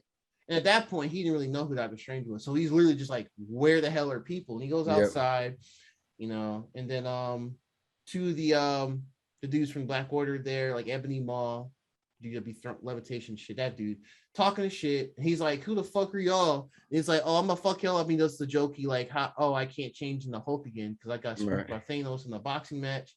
But then as soon as that happens, you see, I think it is the Avengers. Strange Tony pops up. Yeah. It's Tony and them boys. Yeah, Tony and a few of them pop up. And it's like, oh shit, yeah, the Avengers are here, great. And they start beating their asses. And then Banner's like, oh, great. But he's like, wait a minute, are they eating them? And it's like, what the fuck? Yeah. And it shows that's a bit much. Yeah, it's like, whoa, that's crazy. Yeah. And then and so it finds out, oh shit, they're infected. And that's the thing about Marvel Zombies too. It's not like some Dawn of the Dead, they just slowly walking towards you shit. The thing about this universe or the Marvel Zombies is that while they are undead, they do have all the powers and abilities of the original. That was wild. It's like, that is Marvel. I think that's kind of crazy. Case zombie scenario right there. Yep, that's literally what it is. So so Tony's smarts and all that, cap of a shield later, etc. And then that happens. And I think Wong tries to save them, but then he's infected too, and he tries to get Banner, but then he come out of nowhere, and all these bugs and shit come out and like on some famine shit and eats them up. And Banner's like, what the fuck is that? And you see Hope, the Wasp, and the ragtag of people that are just in this. So pretty much we have the Wasp, we have Winter Soldier, we have Spider-Man, not played by Tom Holland, played by some other dude whose name escapes me, but he sounds like him. I think he did a great job. I'm forgetting. No, it wasn't T'Challa. They showed T'Challa later. So and they showed them, and they're like, "Oh shit, what the hell happened on Earth?" And they get this explanation of everyone pretty much got infected for the most part. Intermissions do arise with the guys, but you gotta be smart about it.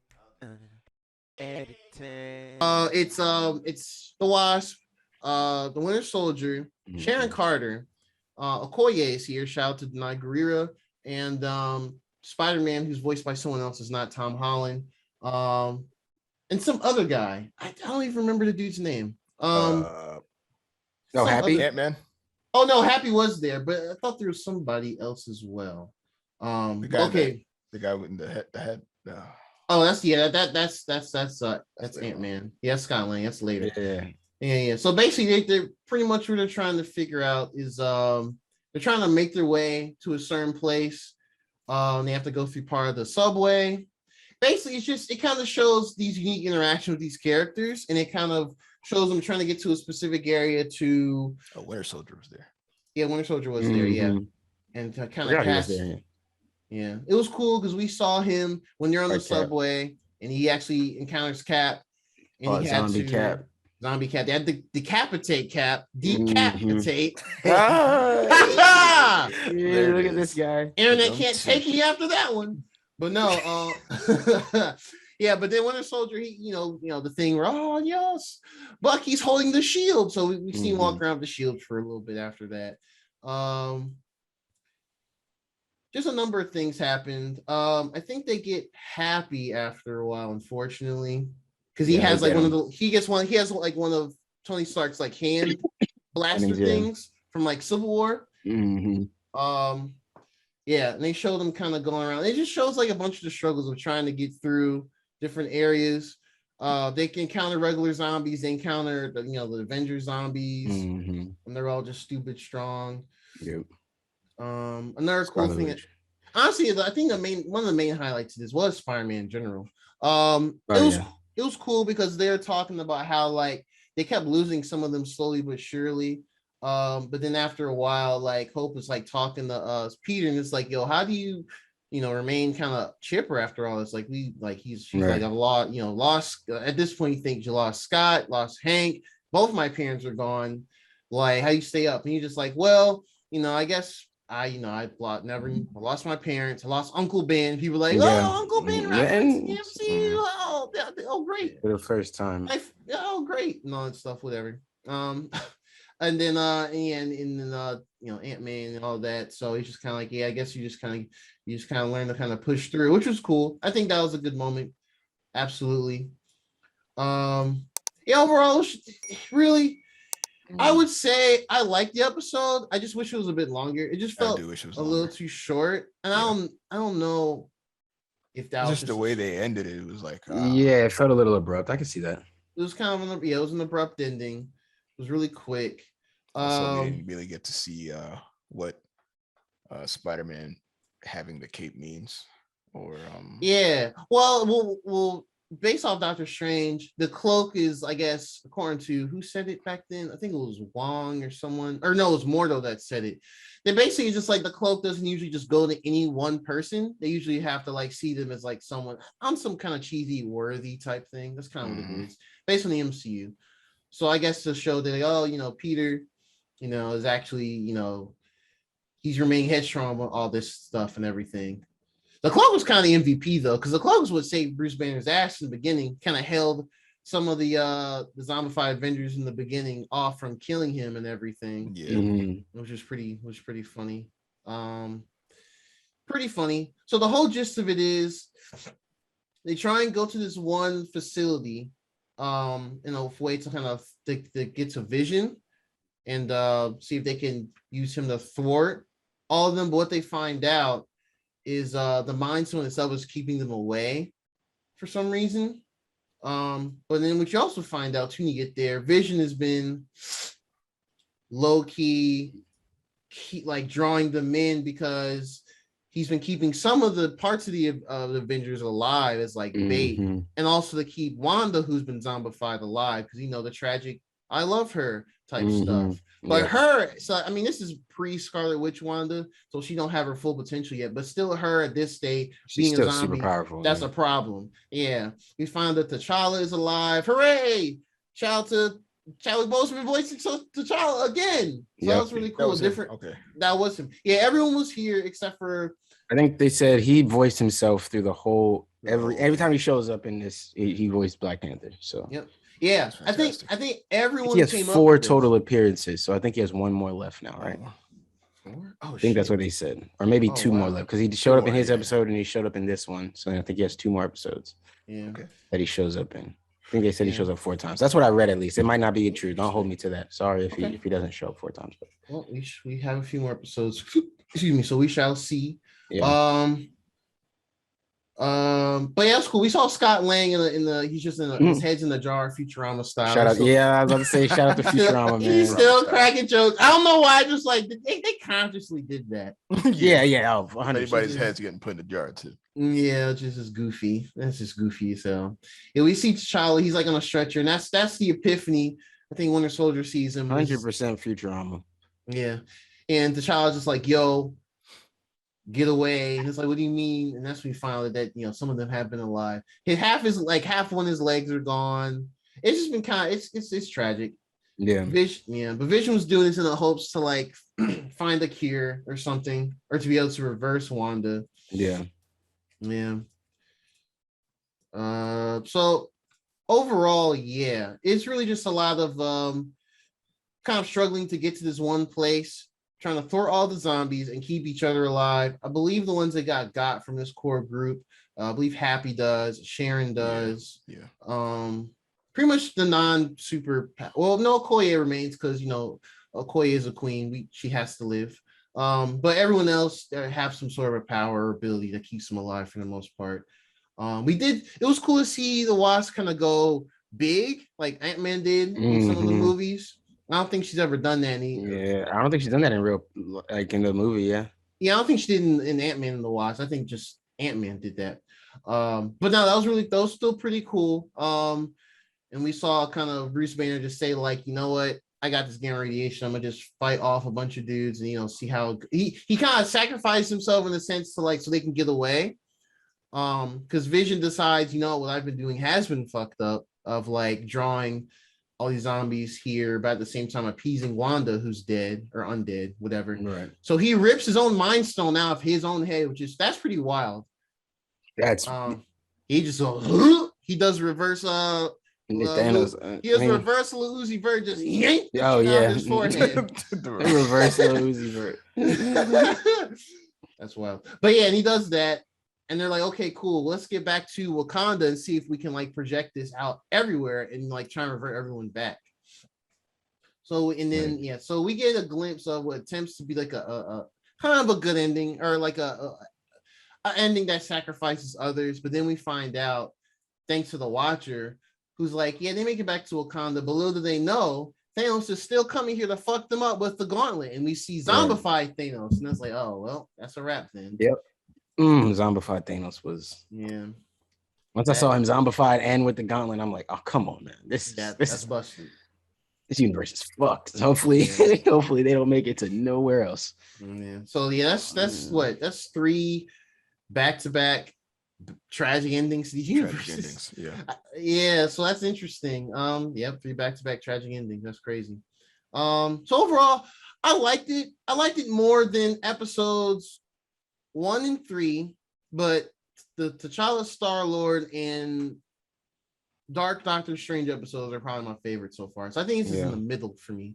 I'm not sure which one I like more between T'Challa, Star-Lord, and Dark Doctor Strange. I don't know. They're kind of even for me for different reasons. But it's those two, then this one, then I guess Captain Carter was okay. I guess because it was so close to the original Captain America movie, it was fine. And I guess we've seen the most of it, so I'd seen that on the time. I guess it wasn't the most like deviated version. Yeah, it wasn't the most like shock-inducing version of that storyline. Yeah, they didn't do too much that was so crazy. So I agree with that. I understand why people weren't as excited about it. I just thought it was cool. And I mean, it's pretty normal to kind of ease people into the idea of these different stories occurring. Mm-hmm. So I guess the most straightforward one is the easiest episode one. But overall, the show has been pretty good. Still been pretty good, enjoyable. I know I kind of skimmed through a lot of stuff, but was there anything else y'all kind of pointed out or wanted to add to it? No, man. I thought it was pretty. Thought it was a solid episode. It was cool to see all the zombies and how they changed and stuff like that. Mm-hmm. It's one of those things where a lot of these episodes make me wish we had more time to see more of how this plays out in this universe, because there's still people alive. Obviously, everybody didn't get turned into zombies in this yet. You know what I mean? Like they're not completely dead in the water yet. You know what I mean? Like, so we just would be interested to see how things play out. But, I thought it was a good episode. I don't know where I rank it. I definitely still think T'Challa Star-Lord is my favorite episode. It's the best episode, but this was a good one too. And T'Challa, I'm with you, Draw. I think T'Challa, Star-Lord, and Dark Doctor Strange are 1A and B. I don't even know which is which. Yeah, like if anyone says either one is better than the other, I can be like, okay, yeah, I'm not arguing with you at all. You got it. I agree. But then when we're talking about the other two, I see what Ian's saying a bit, but I don't, even though it's at the bottom of my favorite episode so far, I still don't think it's. That's not to say it's a bad episode. I still don't think the Captain America episode is bad. I'm not saying that it just wasn't as shock-inducing and out there crazy as the other ones have been. Yeah. The what if question wasn't as exactly captivating as some of these other ones. And that's how I would see it. And all the episodes have been great in their own way. So. But it's really just personal favorites and rankings for me. But I wonder if they almost started off that way on purpose. Like started off very like almost basic, like, what if Captain America ended up becoming Peggy Carter? So it's Captain Britain and yada, yada, yada, right? Yeah, and absolutely. They started that way off because they know like, hey, this is about to go real trippy real fast for y'all. Mm-hmm. So we're gonna, cut this out. We're gonna give you the easy one. We're gonna give you the light one first. You know what I mean? Like it could be that. So I take that in consideration. Really for sure. Clue. Yeah. So, Yeah, so I don't know if y'all seen the previews for the next episode, but I have no idea what's next again.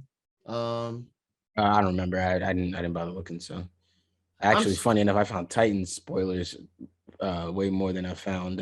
Oh really? I Oh was seeing wow. what if ones. I didn't even see the what if preview for the next one yet.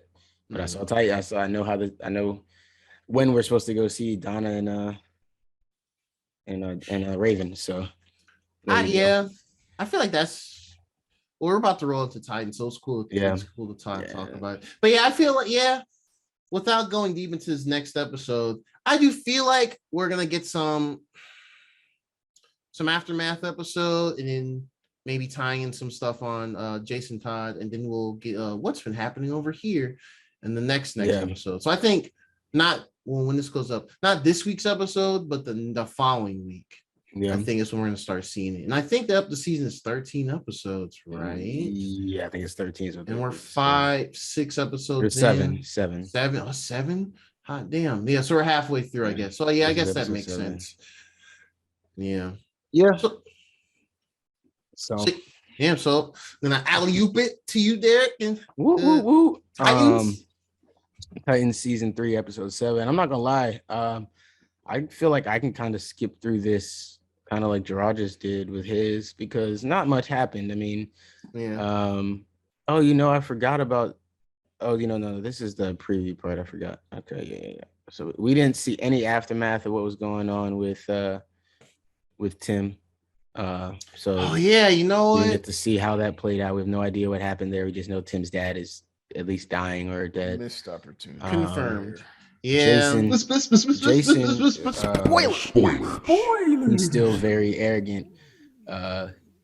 He walks right back up to Crane and he's like, trying to tell him like, yeah, I know I pissed you off because I sold some of your stash and you don't care. And he's like, I don't give a fuck. I got this machine that can make me all the stash I want. I don't need you. You can sell all that you want. I don't give a fuck about that. And then he still teaches him a lesson by giving him a clearly messed up batch that has him throwing up and all types of jazz, and basically just keeps Jason hostage as he fucks with him for a while, which is funny, I think, because Jason really has to learn that lesson. And then Somebody May Kill Me is not a big enough fan, but I don't remember. Crane basically goes to the crime bosses, and I don't remember who everybody's names is. I'd have to look that up, and I just don't care enough because whatever, it's Titans. Right. Goes to those crime bosses, some random Gotham crime bosses. It's not like it's the Court of Owls or something like that.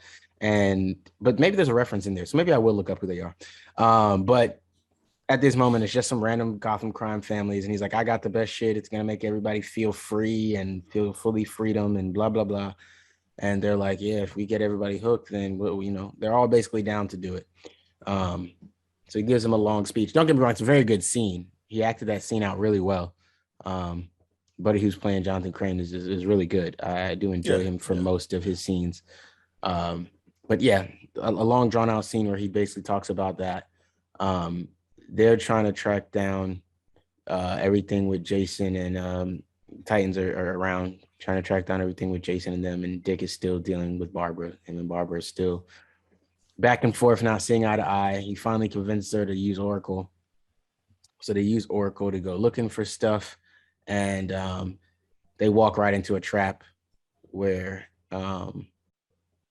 Crane has set up, because Crane has access to Oracle now. Dick sees that as an advantage, and he's like, just chill out. Let me get back there. We can use it to track him, or we can use it to fuck him up.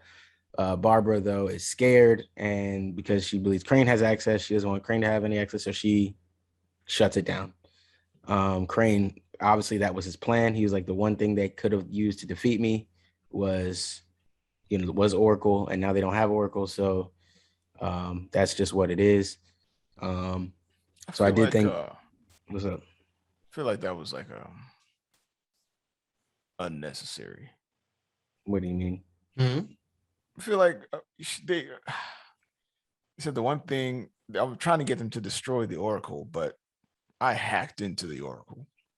I know. Yeah, I could just feed use them it. Wrong information. It's interesting. So it's essentially useless now. Anyway, you don't have to destroy it. It's already useless. Well, I guess you want to make. I'm only playing devil's advocate, but I guess you want to make sure that they can't figure out that there's a flaw and recover it in some way. So if you tell it to destroy itself or shut, permanent shutdown that, it's supposed to never let it turn back on, then. Well, I think it was also because I don't think Scarecrow Crane is aware of like Superboy's existence yet up to this point. But maybe if he did like a decoy to lure Dick away, he wouldn't even attempt to try and think of ways to backdoor, and get him out. Since it was just Barbara, that was like, oh shit, Crane hacked Oracle, and I guess he knew how they feel about Oracle and having to use it to only get him. I think he used that as kind of like a manipulation to have her just want to knee-jerk destroy it by herself. Because I don't think it was Dick's decision. I think Dick was, when he came back, was just like, oh, you didn't have to do that. And she was like, I had no choice at that point. So I think that's what they're kind of going for. But I do see y'all's point there though about like, well, if he's in, there's no real need to destroy. He can just do whatever the fuck he wants. But I think that probably giving the writing too much credit. I feel like that's what they're attempting to go for with that. I guess one could say that he could have used it in reverse and somehow listened on their communication, so it would be best to destroy it. That's true. Yeah, no, that's definitely true. Any further? Yeah, that's definitely true. There you go. We are also writers for Titan season 3. Reason justified. I'll make that joke every week just about. But so a lot of interesting decisions were made regarding that. So we saw Oracle and now it's gone. Oracle's gone and Crane basically felt like he was free off and gone, because he was like, well, they destroyed Oracle, there's no way they can keep up with me now, I'm good. Which is no, not the same case, because Corey, on the other hand, went out on her own with Blackfire, and they decided to go talk to some mobsters and work with people that Dick would never want to work with. And so Corey and Blackfire go out there and they do that. And don't get me wrong, it was some good scenes. They had some good scenes together. I think the main thing that came from most of the conversation is Corey ended up finally learning why Blackfire killed their parents, and understanding it. And I think the biggest thing to remember in all that is that they're not human in the show. You know what I mean? Like, so the things that they're going to be okay with or understand is different.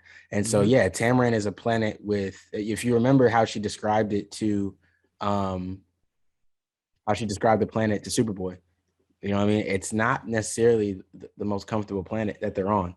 You know what I mean? It's a place that is full of tough people making tough decisions, doing tough things. And so, so if you don't know,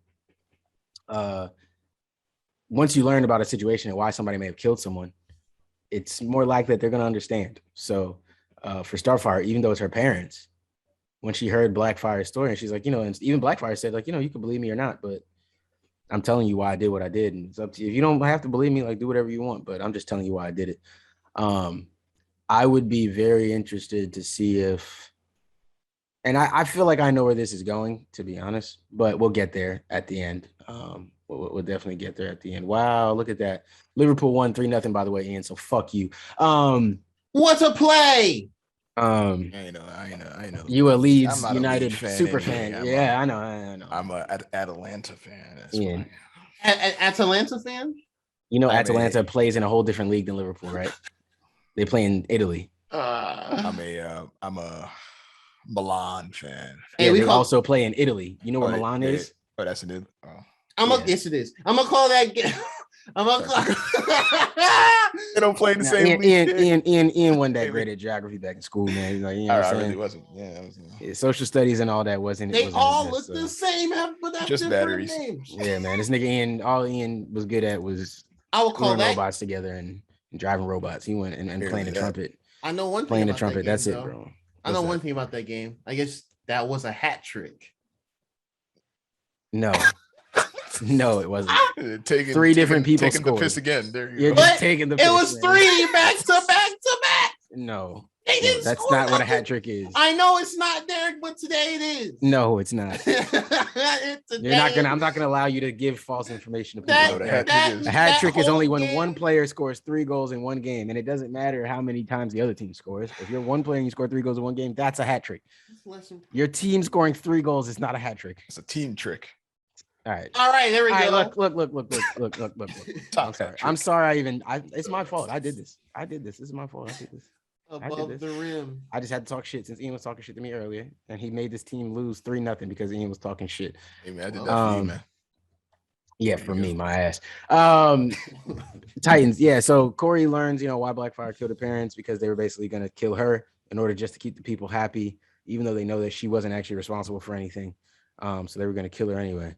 So It's tragic. she basically killed her to save her life. So Mhm. that's what it was.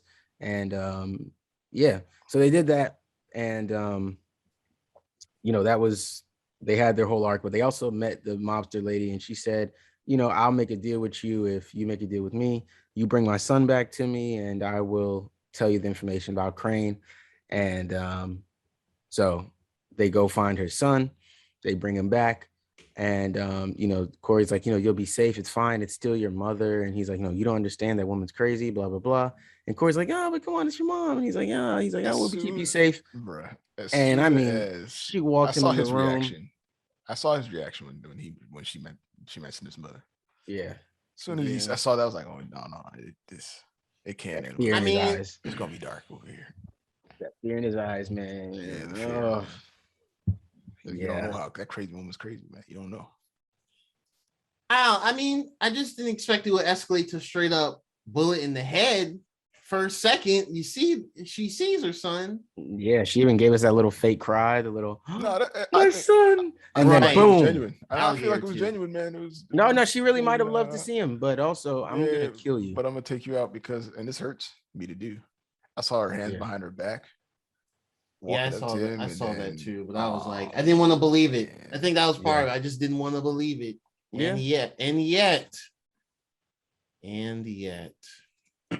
even Blackfire wasn't. She's like, what a surprise! I figure as much. yeah. Blackfire's been great this whole season, Yeah. by the We way. gonna take that L. Yes. She's been great this entire season. What a surprise! She No, might be yeah. my favorite character in this Yeah, season. For she sure. might be. Honestly, mine too. I'll be honest. Yeah, no, she's been her she has and been great. Superboy together. Yeah, I like their little relationship. Yeah. They're balding. She's been pushing up on him, trying to throw him I some. wonder what others. Why I they wonder give what out? other Why all the abilities black? we have. Why? I mean, All the black women getting white men. But there's also no black I've superheroes been around, so yeah. there's no black male superheroes around, so That's facts. they ain't got the slim pickings out here, man. All Slim you got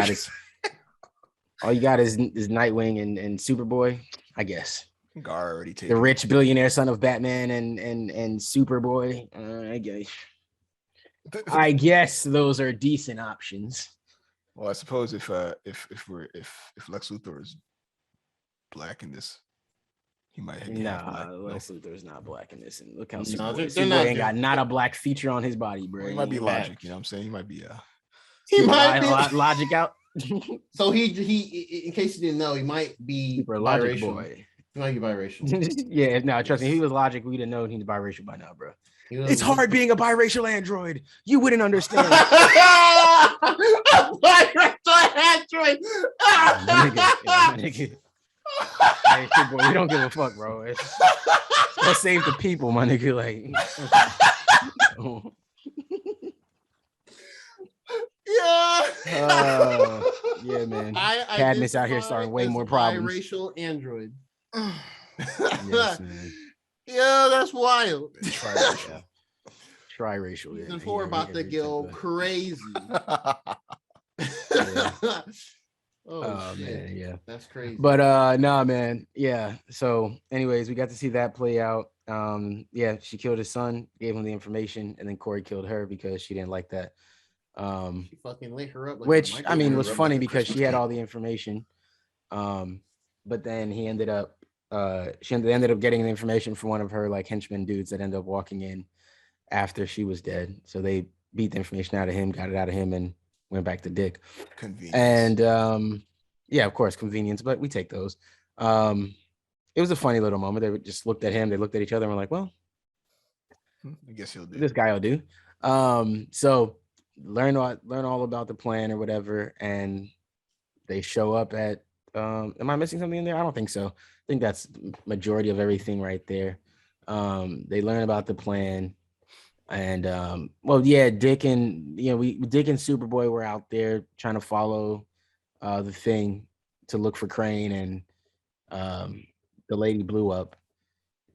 Dick got mad at Barbara for deleting Oracle. So we're kind of moving along through here quickly. Trying to remember if something else happened.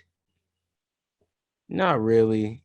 Dick and Barbara did their little search around thing, figured it out, and then Corey gave Blackfire her the gauntlets, the power, and I'm curious how this is gonna happen. Like I always say, it's an Elseworld story. Things can go differently. I'm thinking that towards the end, since we're about halfway through the season, we're over the halfway mark now. We've got 6 episodes left or so.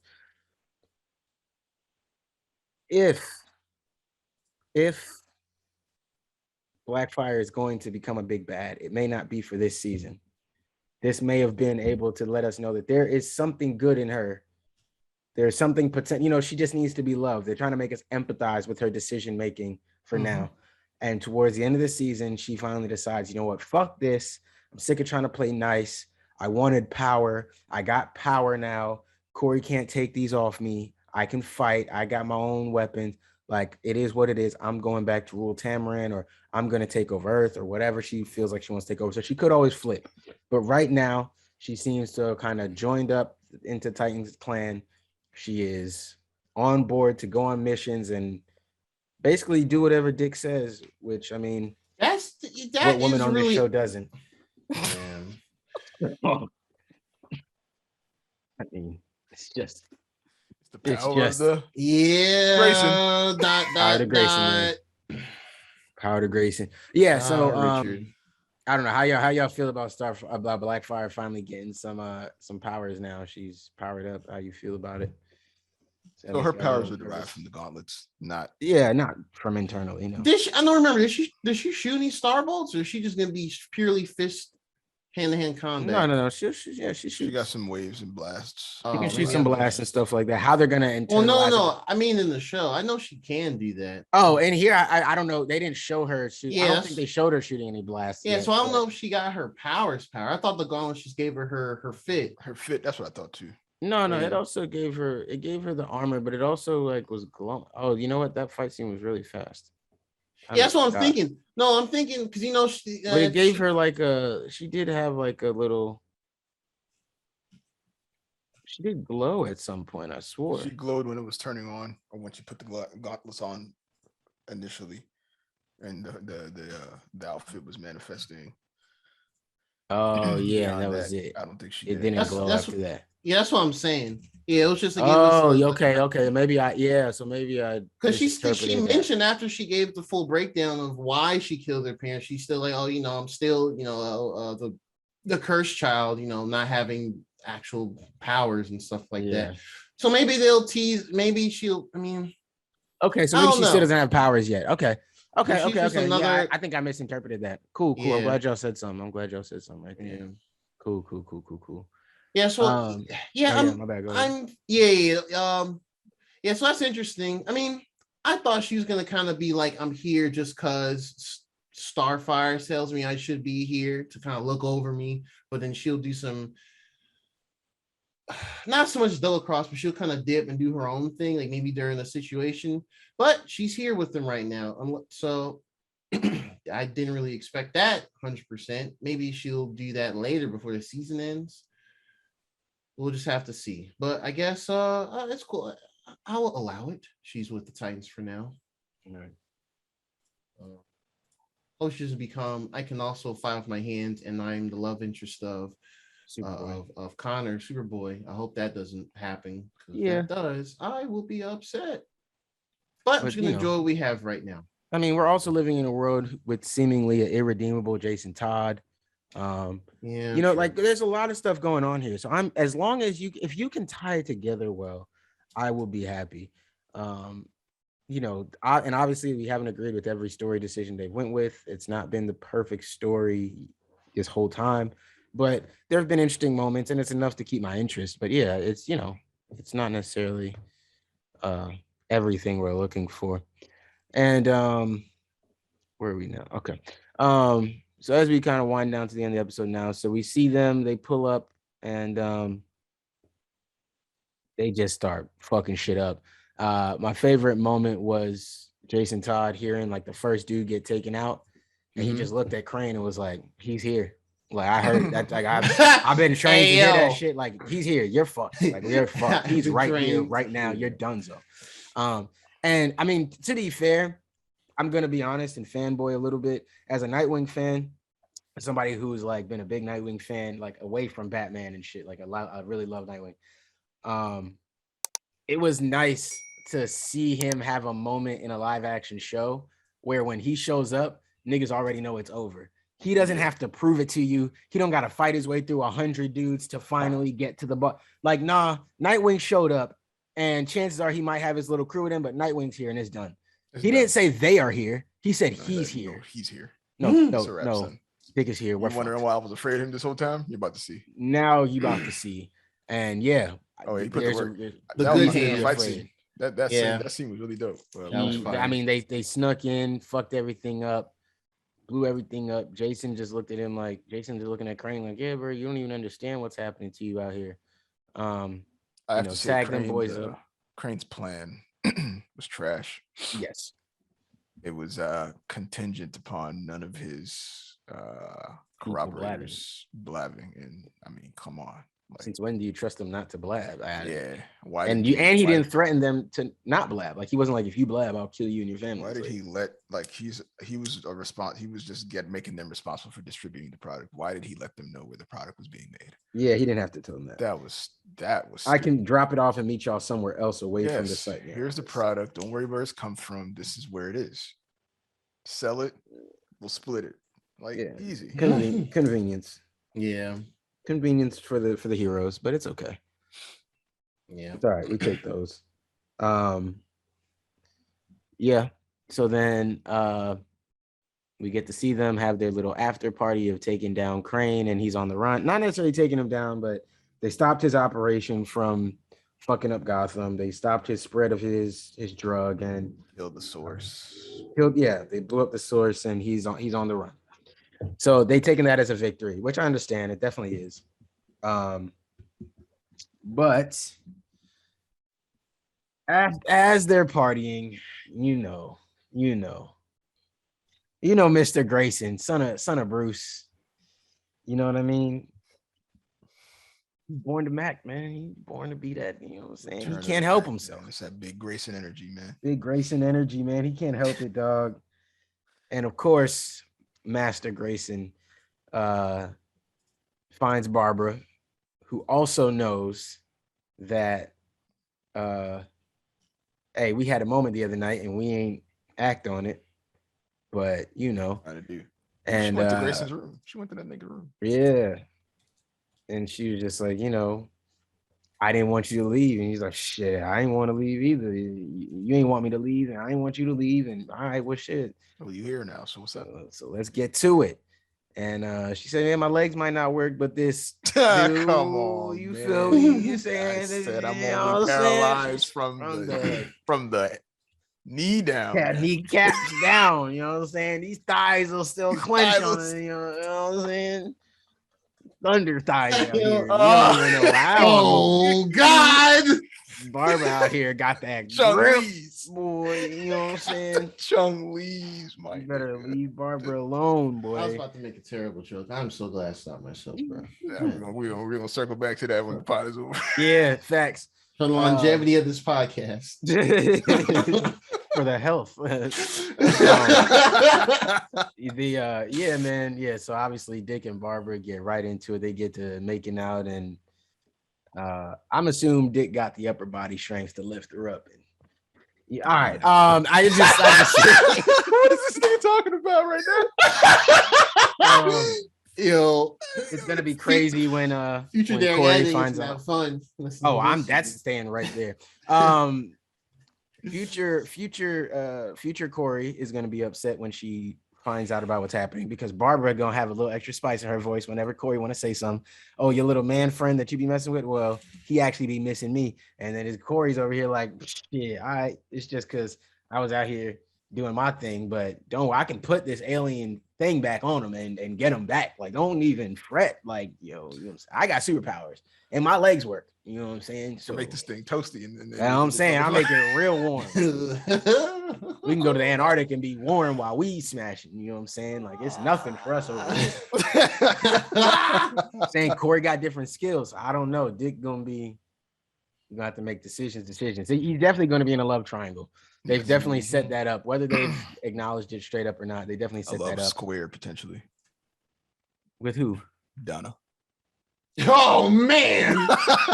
Oh no! Listen, no. They had Donna is the only one he wasn't shown in a relationship with. Yeah, they're just true. Good friends. In any sort of, they were just friends, sidekicks from young. Because I don't know. They are business. They haven't. They are sidekicks. Business colleagues. They've been young sidekicks, bro. Hold on, man. Young sidekicks, man. I forgot what episode it was. But honestly, the way Dick was moving with Barbara when they was young, I would not be surprised if. I just wouldn't be surprised if Dick had at least tried to holler at Donna at some point in their youth, and Donna just like punched him in the mouth and was like, "Yo, I'm Wonder Woman's protege. Like, leave me the fuck alone. like, stop talking to me. We're not even equals. I'm better than you." But we don't know how Wonder Woman and Bruce got along in this universe. This might be one of them ones where she don't like Superman, she like Bruce. So you never know.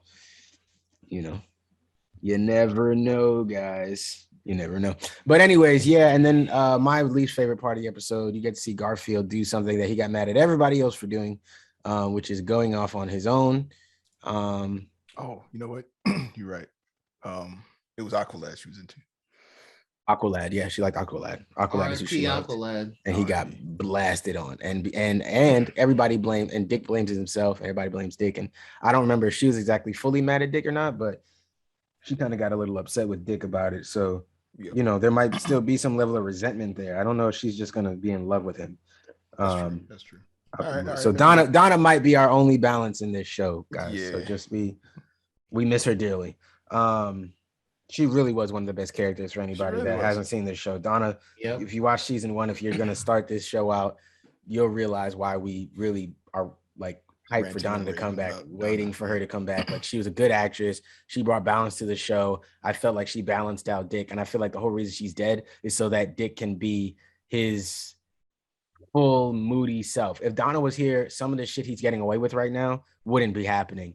Yeah, that's true. You know what I mean? Like some of the rash decisions, some of the going off on his own. Donna would definitely be the person who's either with him or telling him like, no, we need to do this a different way. Whereas with no Donna right now, Dick is able to be in full vigilante solo guy mode. So yeah, it's cool. And then, like I said, we saw Gar go off on his own, and he met up with Molly, who we know is Jason's buddy. And maybe that's how we're going to start to potentially see this Jason good guy world thing that they're trying to bring on us. But I still think Jason is irredeemable, maybe in this universe. I forgive him personally, but now he's been doing a lot, man. He's just been doing a lot of bullshit. Like every time I'm like, he has a chance to flip right here and be like, hey, I'm no longer doing this. He doesn't. So yeah, no, I don't know how they're going to try to flip him now, but I'm going to say he's done. But I also think Garfield is the only person who thinks he's redeemable in some way. Yeah, he did. So either Garfield's going to get himself killed, which would piss me off if he doesn't. No. If we don't get to see bullshit. As soon as we don't get to see him do other, if he don't get to see him do other animals for like a second and then get shot. I mean, just a tiger paw. A tiger paw. Yeah. Man. When it mostly mattered, when it mattered most. So we'll have to see how that goes with Gar. I don't think he'll get killed at all. I think he's too important, and he's never even had a solo episode since his intro episode, kind of. Yeah. Which is the Doom Patrol crossover episode, right? So he's never really had. No. That's not his intro episode. He had his intro episode, and then and then we got his like backstory crossover with the Doom Patrol where they met up. That's what it was.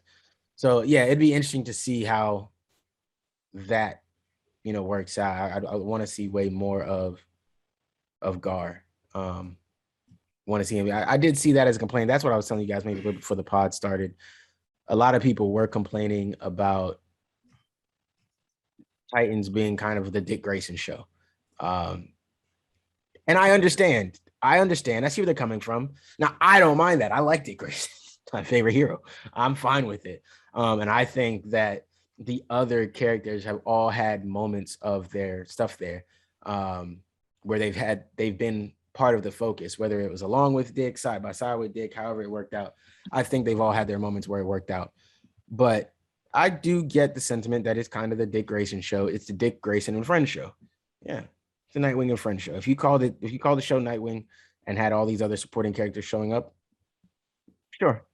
But it's Titans. He does lead the team of Titans. He is the leader. The other people do get stuff going on. Corey had a lot going on before, and we're getting to see way more with her. You know what I mean? Maybe we don't necessarily need all the new characters, but Barbara's here. We don't need her backstory. We know what she is. Batgirl. She got shot. Cool. You know what I mean? Jason, we had Jason for a while as a Titan, and now he's on the other side. He's doing his thing. Don't need more on him. Tim Drake, we saw it play out slowly in front of us. His father's dead or shot. Move on from there. Like, I don't know.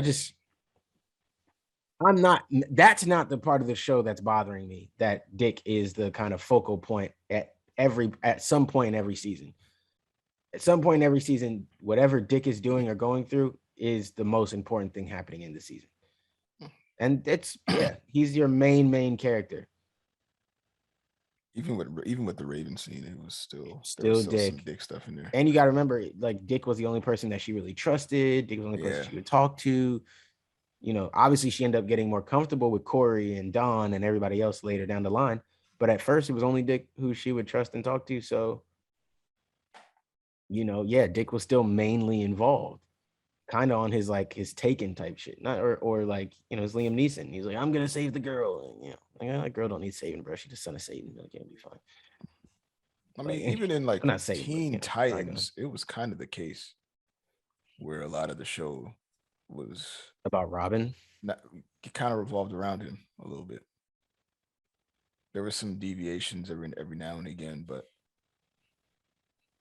everybody else got shoot off episodes, but a lot of it was based around Robin and his connections and who he knows and his expertise, because he was the most experienced one. He's Batman's sidekick. He's been doing this since he was 10.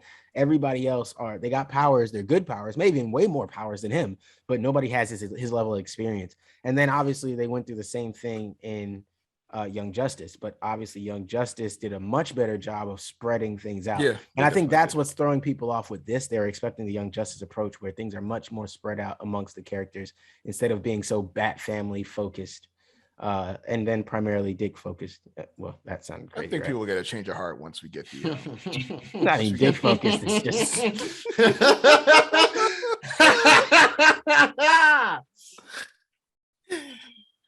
what can I say? But no, sorry. What were you saying? I was saying, once we get the Raven Donna episodes, I think people maybe get a little change of heart. And I'll just throw this out here. I don't think Dick's gonna be in those, right? Say it again, Ian? My bad. I don't think Dick's gonna be in those episodes. Right? I think he will still be around, or he'll be mentioned. He'll be thought of. Like, Dick is gonna kill me if I do that. Like, trust me, it's Dick Grayson. Like, Raven's definitely gonna say Dick would kill us if he knew we did this or something like that. Like, something like, I'm telling you, they gonna find a way to mention Dick Grayson. Don't fret on that, bro. Like, do not fret.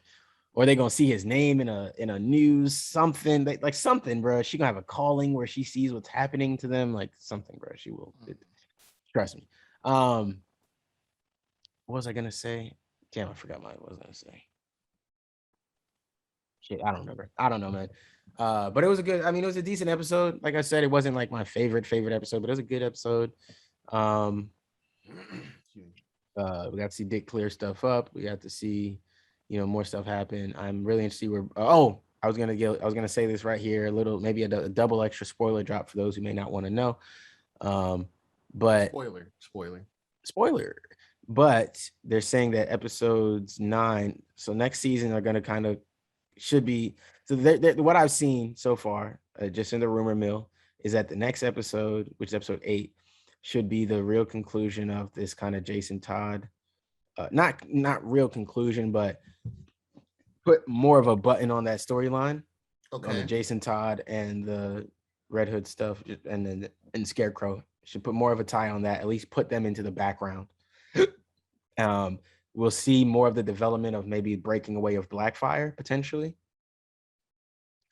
And that'll be the next episode potentially. And then it's just, I said, rumor mill stuff that I saw. And then episode 9, we'll get to see the Donna and Raven stuff. So we may only be 2 weeks away from seeing Donna and Raven. So I said in the very beginning, that's pretty much almost exactly what I said. Almost not on the head, yeah. So I was just saying that I did see that in the rumor mill. So Gerard did mention it earlier, but I didn't want to say anything in that moment. I was like, oh shit, kind of dead on to what I saw in the rumors. But okay. Yeah, I don't really look up Titan stuff like that. So, but I mean, hey, I got really curious. It seems likely, right? Like, especially how that ended. I mean, we're gonna have an aftermath type thing, and and then I mean, this isn't really rumor. This is more like just set photos. I've seen some photos of when they are filming stuff. Not much of this stuff outside of how Red Hood looked. I didn't know that there was Scarecrow going to be in this at all, but I did see some set photos where it does show Raven and Starfire together. So I think somebody's going to push Starfire to find Raven, and they kind of have that kind of old, like a older sister, younger sister connection. Yeah. So something could be happening, and triggers her to go out to where Raven is at. Yeah. So I'd be interested to see how they'll do it. I'm still invested in the show. You know what I mean? Don't get me wrong. It's not perfect. I'm not claiming that by all means.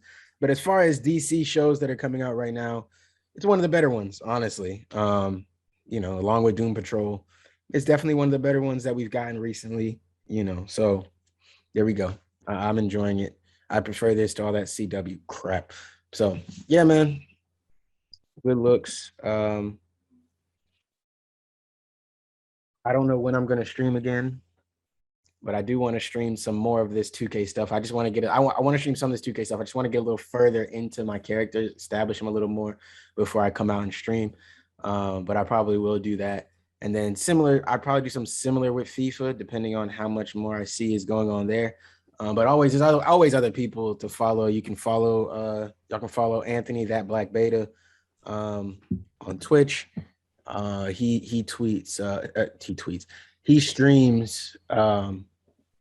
He'll be streaming FIFA if you're into that for sure. He'll definitely be spending money on packs and things like that if you're into that type of stuff. That is 100% his thing. So you guys can go over there and follow him for your FIFA knowledge and your FIFA stuff. But if you want to follow somebody who's going to be playing it with no money spent, that's me. I'm definitely the guy who's more likely to drop 10 or 20 bucks over on 2K than I am on FIFA. So, you think of that what you wish, but if you want to see somebody get probably the best cards really quickly, go ahead and follow Ant. That's our guy. And maybe we'll do like a FIFA video somewhere after this comes out for sure. So anyways, man, I appreciate y'all for listening. Good podcast. Hopefully y'all learned something new today. Whether it was technically speaking in Silcone batteries or a game that you might have missed in the PlayStation Showcase because you were too hype on something else. Or maybe something you missed in one of these shows that we'll be keeping up with. I know you guys are itching for Shang-Chi. I'm sorry, guys. I was the one who hasn't been able to see it yet. I'm going to try to go today so that next week we can talk about it, or if possible, maybe we'll do a short. I don't know. But I will be the one. I'm the one holding this up, guys. I'm sorry. I'm sorry. Nah, man. I mean, movies still there. It ain't going nowhere just yet. So I will do my best with that, guys. As always, appreciate y'all for listening. Like, share, comment, subscribe, but most importantly, enjoy. It's been 2 ugly nerds, but there's 3 of us. Peace. Bye. Later.